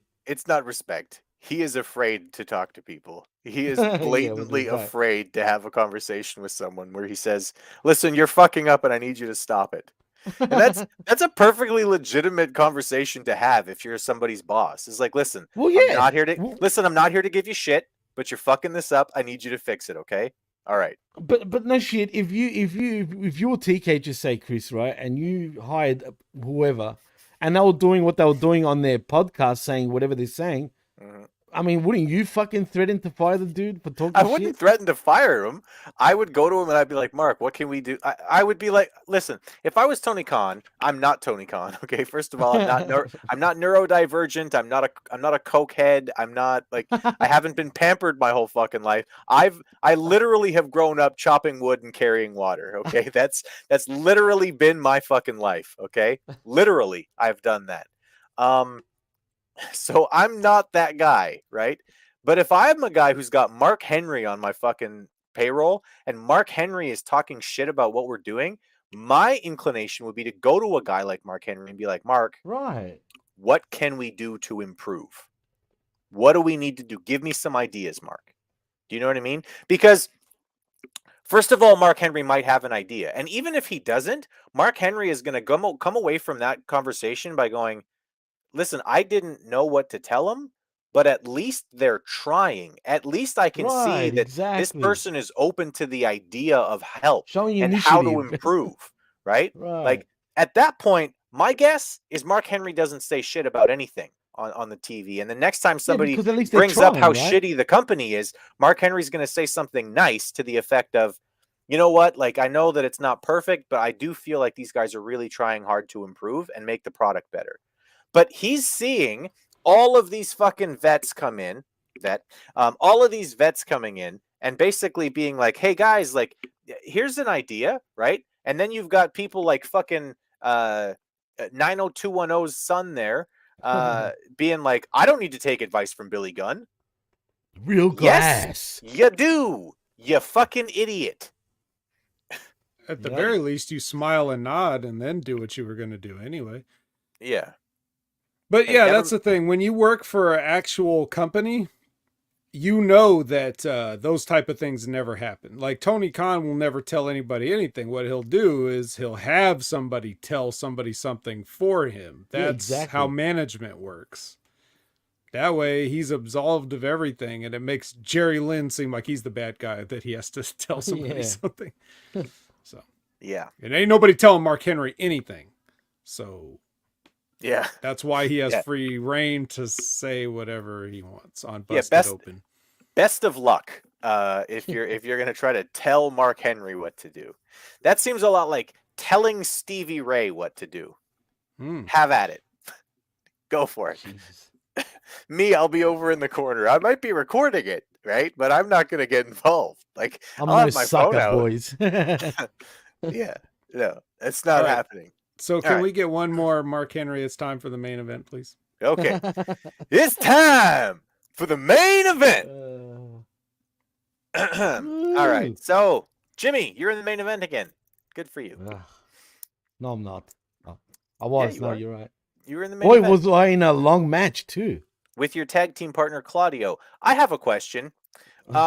As they were making their entrance, they did like a Oh my crab god, thing. thank you. I was gonna say the same thing. Sorry, I freaked out because I was waiting. I wanted to say the same thing, but please continue. Yeah, So the crab Jimmy, thing. so Jimmy is really pushing the whole crab cats thing on Ah, television. yeah, that's a good one. Good for Yeah, you. what up to the crab cats? True. Also, Crab cats. why in the fuck are the ROH Tag Championships in the graphic? I have no fucking idea, but why are they doing Space Invader crab shit when they're walking out? No. That's no, what that shit is. No. That's what I want to know. Okay, that's stupid. But no. We can't just paint over that.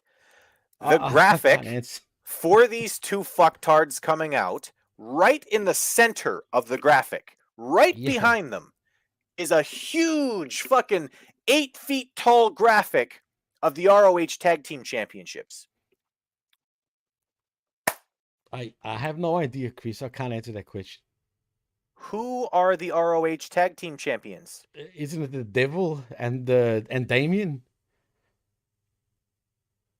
Yes. I mean, the DDs. This company is a joke, dude.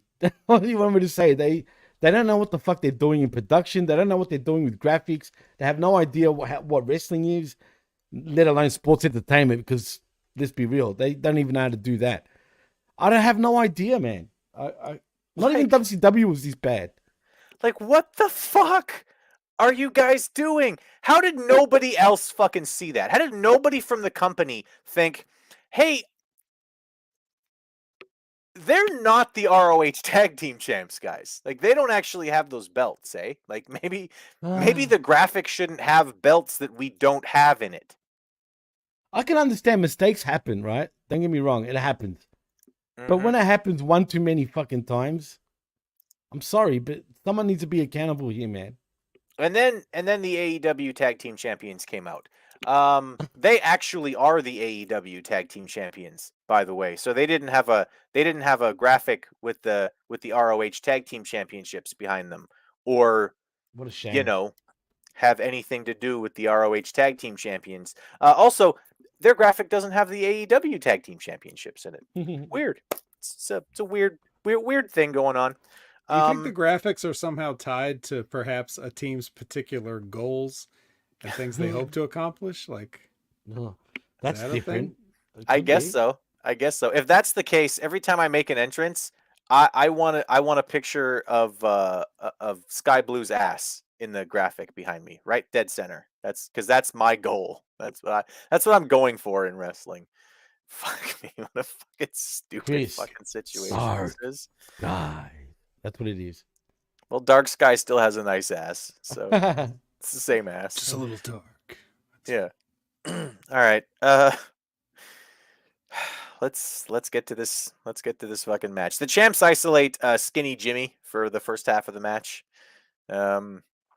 which should get sympathy from the crowd, except nobody there knew if they were faces or heels or not, because they've been heels for the last 6 months and did and said nothing that would make you believe otherwise. Maybe they should just start wearing heels so we know they're heels. It's a good idea. I mean, although I'm pretty sure that would drive Max Caster a little fucking wild if everybody was wearing heels. He'd be like, yeah, that guy would be an absolute fucking animal. If Claudio was wearing heels. Oh no, stop. All right, that's images. So anyway, there's a hot tag for Claudio, which was more of a medium warm tag because nobody knows if he's a face or a heel. Imagine that. You don't make anything clear to the audience. They don't know how to react when you're getting tagged in. Two teams wrestle for a while without much of a story being told. It's just moves being performed. At least I couldn't tell any story here being told aside from Skinny Jimmy is the weaker of the two faces.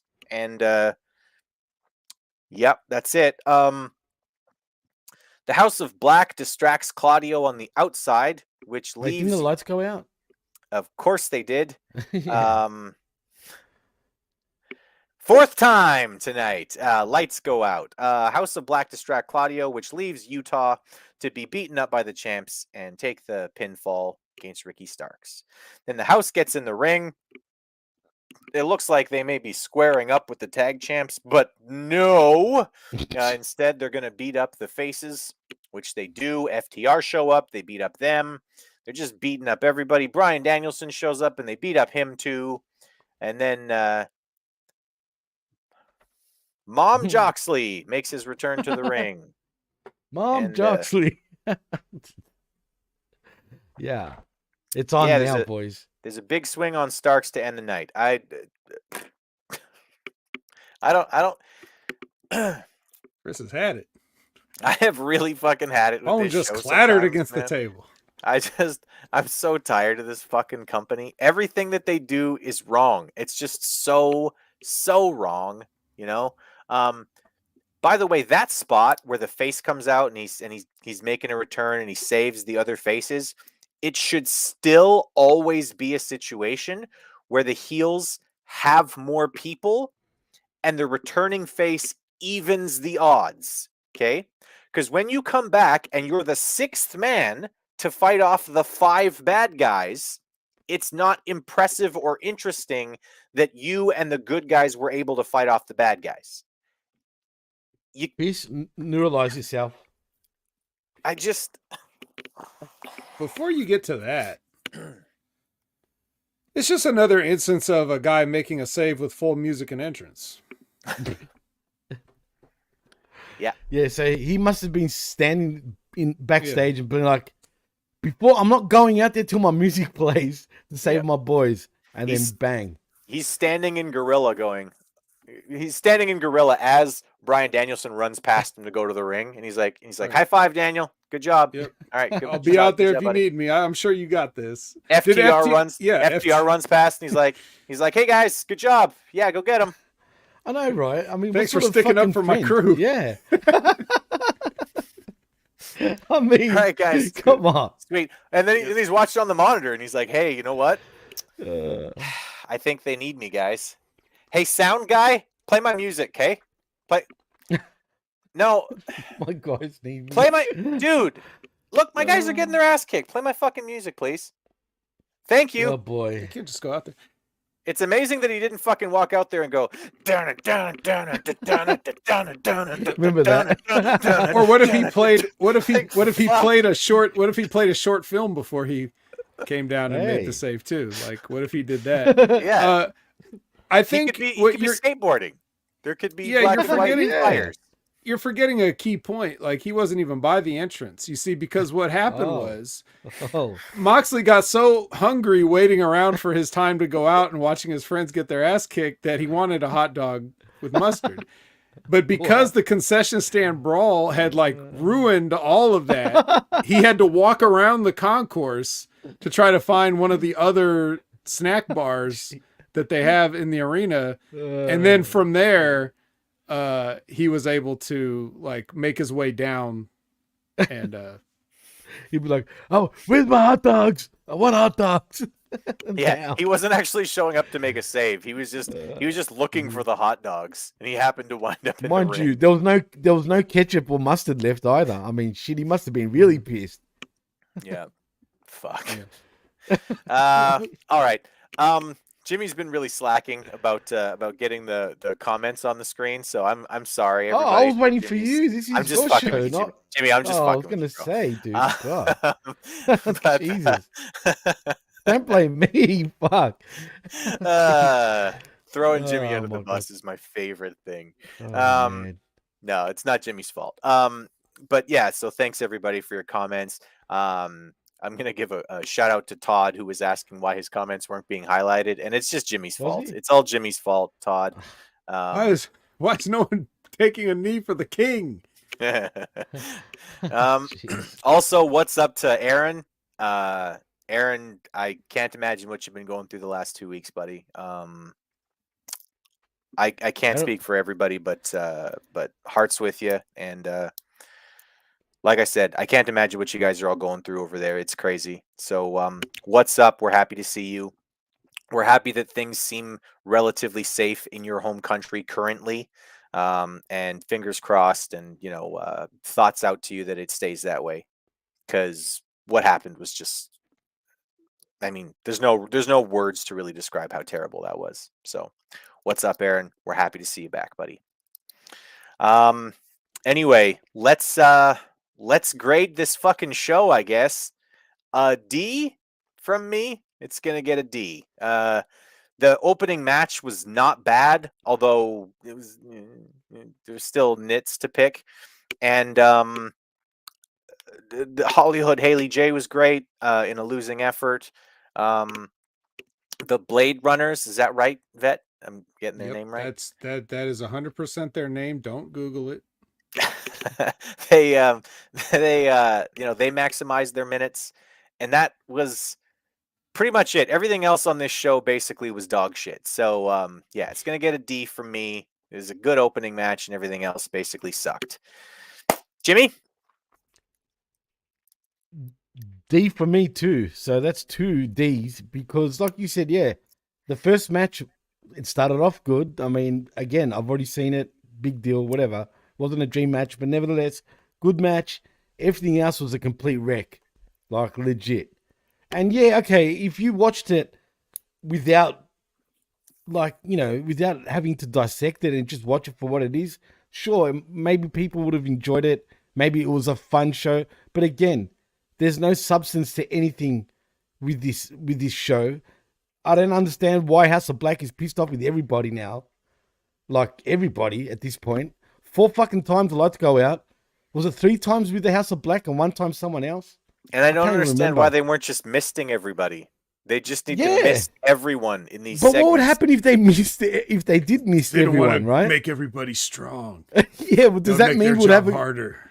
But no, seriously, this is a serious question, guys, for real. If they were spitting on everybody's faces, literally, right? Does that mean we're going to have a dark AEW? Oh, AEW Dark. Hey, bing. There we go. He canceled, literally. But yeah, no, for real. I mean, there's discrepancies here. You can't spit on one person and then spit on another person. One goes dark and the other one just whatever. Well, their main spitter has been dispatched, right? Julia Hart hasn't been seen for quite some time, so I don't know if any of them can be trusted with the mist. He's the real fucking spitter, huh? I don't even know if she could be trusted with the mist. Most of the time, it just looks like she stole a blueberry pie off her grandma's windowsill or something. And she kept missing with the mist. She missed the mist. She missed the mist? But she sings her song while she walks out, at least. That's fine. Just saying. Yep. She's a singer now. Letter grade. I'm going to give it a D+. Oh. Once again, Triple D. Yep, Triple D. HollyHood, nice. The match with Andrade and Bryan, even though I have my own critiques of it, like, for example, why does Bryan Danielson in a match with the greatest technical wrestler in the world, supposedly Zack Sabre Jr., why does he eat Zack alive, but he lets himself get out wrestled by Andrade, who's less known for that? Like, he's not known. He's not even telling his own stories correctly. Just things like that. They worked hard. Correctly. They worked hard, but I think Chris is going to start seeing, now that I've mentioned it, and just with the circumstances surrounding it, why I say I just don't like any of his matches anymore. And I will say that in the main event, I thought they worked the tag match really well up until a point. I agree that it's confusing, the roles that we're playing here. It seems like the BCC are utility players, whatever they need. If they play the babyface tonight and the heel another night, apparently that's just how they're getting used. And so in the babyface role, I thought they did a good job of kicking the shit out of the guy that looks like you can kick the shit out of him, and really making you want that tag. So they did that. And then toward the end, it all fell apart because it was just going to be a gimmick and more, shenanigans anyway. So it ultimately didn't end up mattering because you had a fuck finish. So, but there were some bright spots. It's just that, in all this darkness, it's kind of hard to see some of those bright spots. So I'll give it a D plus, bordering on that C minus, but it's still going to be a D. Yeah. Plus. Not a great show. All right. So spoilers, everybody. Jimmy and I did not watch Battle of the Belts. I was done after this show. I'm not going to lie. You guys baby faces or heels? Come on. Well, no, we've been heels, I think, for a while now. When it comes to this, it depends who's listening. Yeah, if you're a big AEW fan, you might think of us as heels. You really, we might be like. So you're the perfect people to review this company, then. Yeah. Fuck. Yeah, but it gasses us, man. No shit. Like watching AEW, no shit, makes me just not want to watch professional wrestling anymore. Like in some ways, you know what I mean? And that sucks because. Well, I think of that, what you just said, I think of that, but then I replace every wrestling I watch with that. Like whatever, you just insert whatever company, and then it's pretty much uniform. So I can't even blame AEW really. And that's why I get you. I stand strong pushing the a la carte theory. Yeah, I'm really, really, honestly, I got to tell you, like, no joke, um, that a la carte thing that you started talking about like a while ago, that has helped me tremendously to be able to enjoy wrestling again, because You have to. yeah, like I'm watching stuff and there are certain things where I'm just like, yeah, this is bad. This is bad. This is bad. And then I'll take 25 minutes when I'm on a show like this to talk about how awesome Haley J did in a losing effort in a squash match. Right? Because it's like, no, this was really good, and I'm gonna focus on it was good. When it's good, I want to fucking talk about it. But when it's bad, I'm gonna tell you it's fucking bad. So anyway, we didn't watch. Vet did. Vet said that he would go ahead and give us a breakdown of Battle of the Belts. So please, Vet, tell us all of the wonderful and impactful things that happened on this occasion of Battle of the Belts. Oh man. So you guys want to talk about storytelling, bro. So they go off the air for Collision, but they're still on the air. You know what I'm saying? Because it's the same channel. So what do you think's gonna happen, right? You got the Blackpool Combat Club in there, like, yeah, we got rid of those douchebags. So anyway, time to leave. And then they start playing Jane by Jefferson Starship, right? So what's gonna happen now? Orange Cassidy's coming down. John Moxley's going up. They bump shoulders.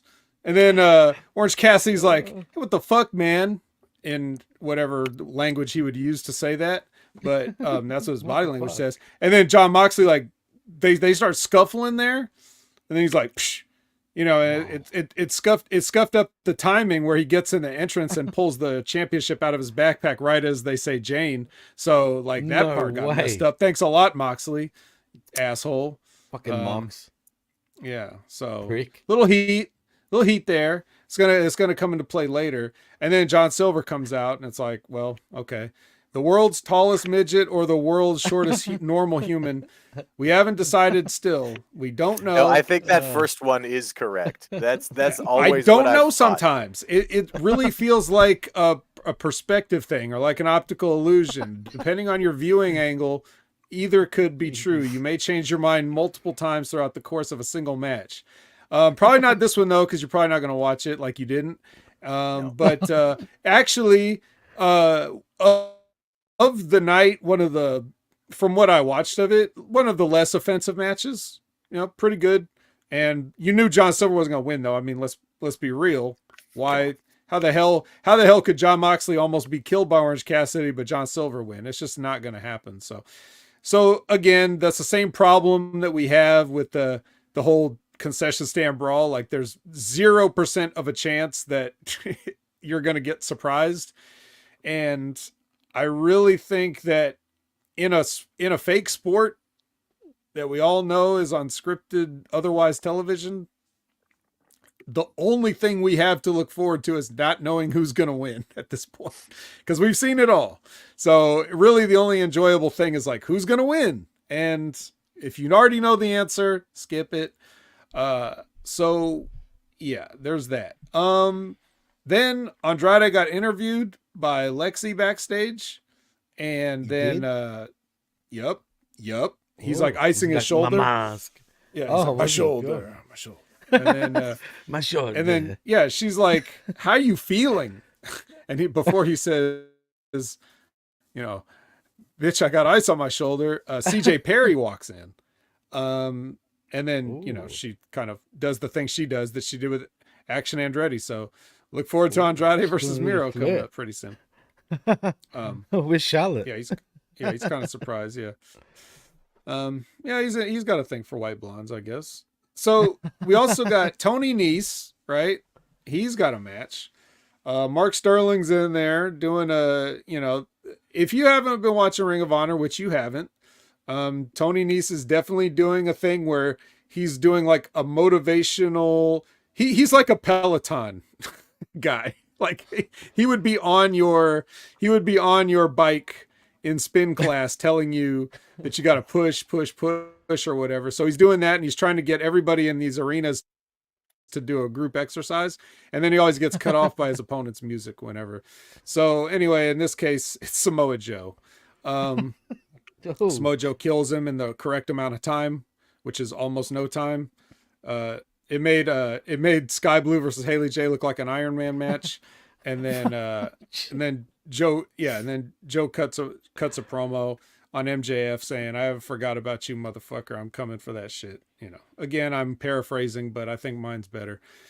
Then you have Chris Statlander versus Willow Nightingale for the TBS Championship. Oh, that's epic.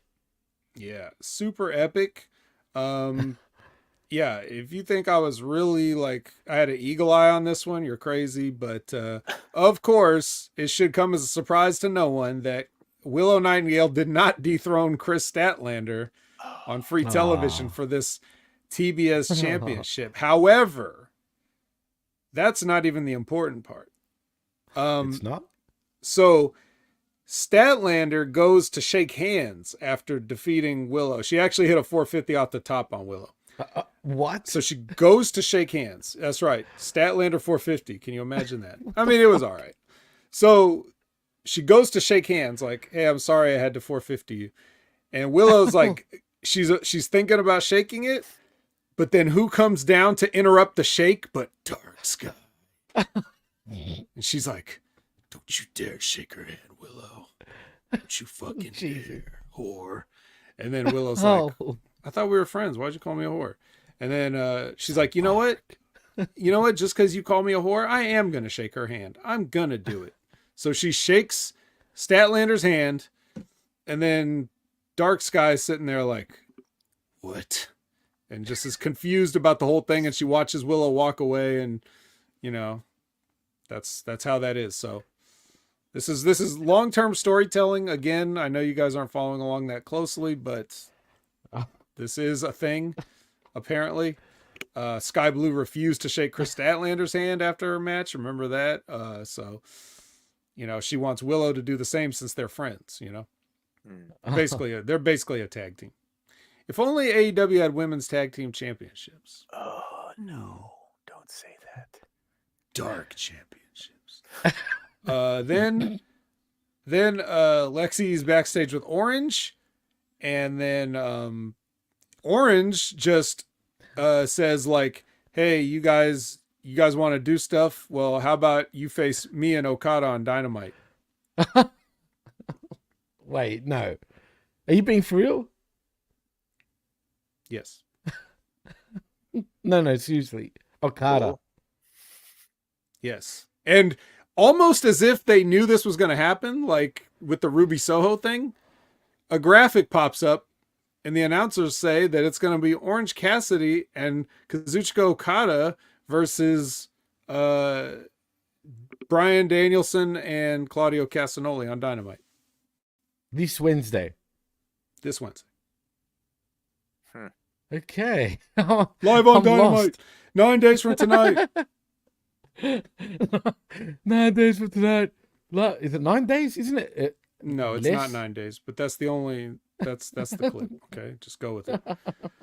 Okay. So that's epic. That bum is going to make an appearance on Dynamite. That bum. Yeah, how dare he? All right, now, okay. Looks like there's been enough talk. It's time for the main event, and it's going to be for the World Trios Championship. The trios? Whatever happened to the 6-man championships? Are they still a thing? Yes, I think it's somebody in the embassy or somebody now. I don't know. I don't even know. I can't even answer that question. I don't even know who the freaking hell's the champs anymore. But it's anyway, okay. Anybody that wants to, the internet is your friend if you want to know.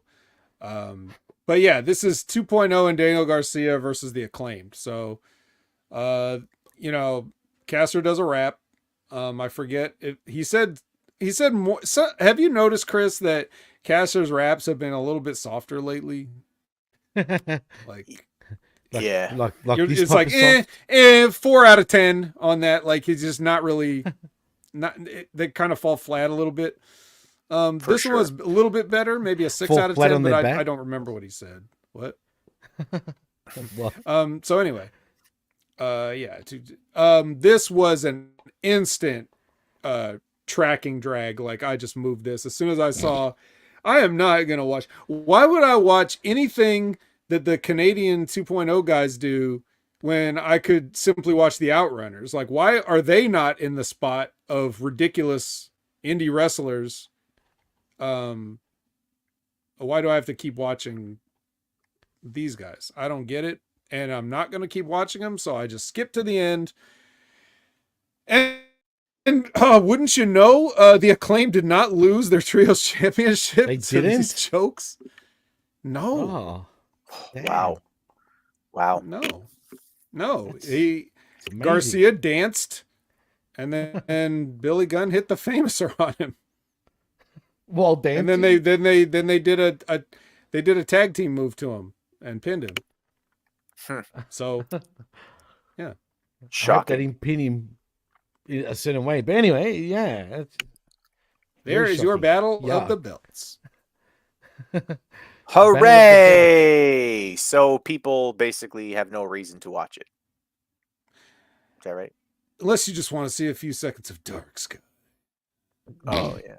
Well, Might be worth, just quickly scrubbing through to that part and then spending that 45 seconds and then moving on. From All right. Dark Skies. right. Well, that was the wreckage for the night, ladies and gentlemen. We're gonna end here, and I'm gonna continue my my wonderful streak of ending before 2 hours. So, Vet, where can the people find you?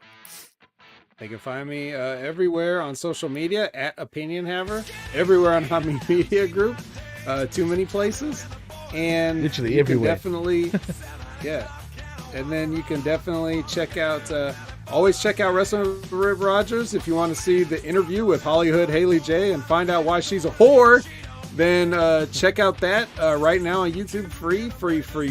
It's the best price you can get anywhere is free. So check out Young HollyHood for an hour, and then go ahead and check out Stevie Richards. He's got a wrestling analysis channel. He's got a fitness channel. He's got a podcast that's fitness. And he's doing way too much. And when I say he's doing way too much, Russo and Hameen are worried about his health, that he's like not taking his recovery into account. I'm saying he's doing too much because I can't keep up with all these videos. Like, I literally can't watch them all. I don't have time. You need to stop it, Stevie. I'm not kidding. Stop. I mean, don't stop, but like slow it down. Like slow, like as Kevin Nash would say to Shawn Michaels while he's watching an NXT match, hey, slow the fuck down, right? So do that. And you can also find me at twitch.tv/opinionhaver as soon as we're done here. And hey, I got a question for you two. Do you like spiders? Do you like men? Do you like Spider-Men? Do you like two Spider-Men? Well, if you want to see somebody see what two Spider-Men's all about, you can watch me play Spider-Man 2 on PlayStation 5 on twitch.tv/opinionhaver. I heard it's really good. Sign up now. Do I need to buy a PS5 for this? Is it that good, Vet? Honestly. Yeah, you probably don't need to, but No? Okay. Because I want that just game. That killer naturally game for me to want get a PS5, and if you naturally do, want a but- PS5, then but- you can get Spider-Man 2 exclusively on it. So there you go. Well, I've got a Series X Xbox, right, when that came out. Boring. But I need Is that why everything's green now? Is that why? Yeah, that's exactly why everything's green. Yeah. It's Battle of Story- the X storytelling. belts. Battle of the X Belt, exactly. No, but really, I'm just waiting for that killer title for me to actually buy the PS5. That's the only reason why I haven't. You know what I mean? But I will eventually. Maybe this is it, or maybe you could just check me out on Twitch and see if it is for you. I think I As will. a sneak I think I preview, will. and There you go. then you can go with that. So what about you guys? What are you guys doing? What are you up to? Jimmy, where can the people find you? You can find me right here on channelattitude.com, where for $5 you get not only the realest talk in wrestling, but the best talk in professional wrestling. Also, Hameen Media Group, dotpopping.com for our affiliate shows, and the PWC Network, dotpopping.com for all our other shows, and that's enough from me. And you can follow me at DJ Mass Effects too, by the way. Well, you can find me on Twitter. I'm at ChrisAms1. You can also find me right here on channelattitude.com for this show and for Rampage Uncaged, which we'll be getting to shortly, and also you can find me on the PWC network. That's me and Jimmy, where we kind of do our own side thing there on as like an aside to the channelattitude.com and Hami Media Group stuff. So yeah, you can find me there. Other than that, thank you very much for listening. Chat, we love you. We love you for being here. Thank you so much for being here, for listening. And yeah, we'll see you next week. And Olay!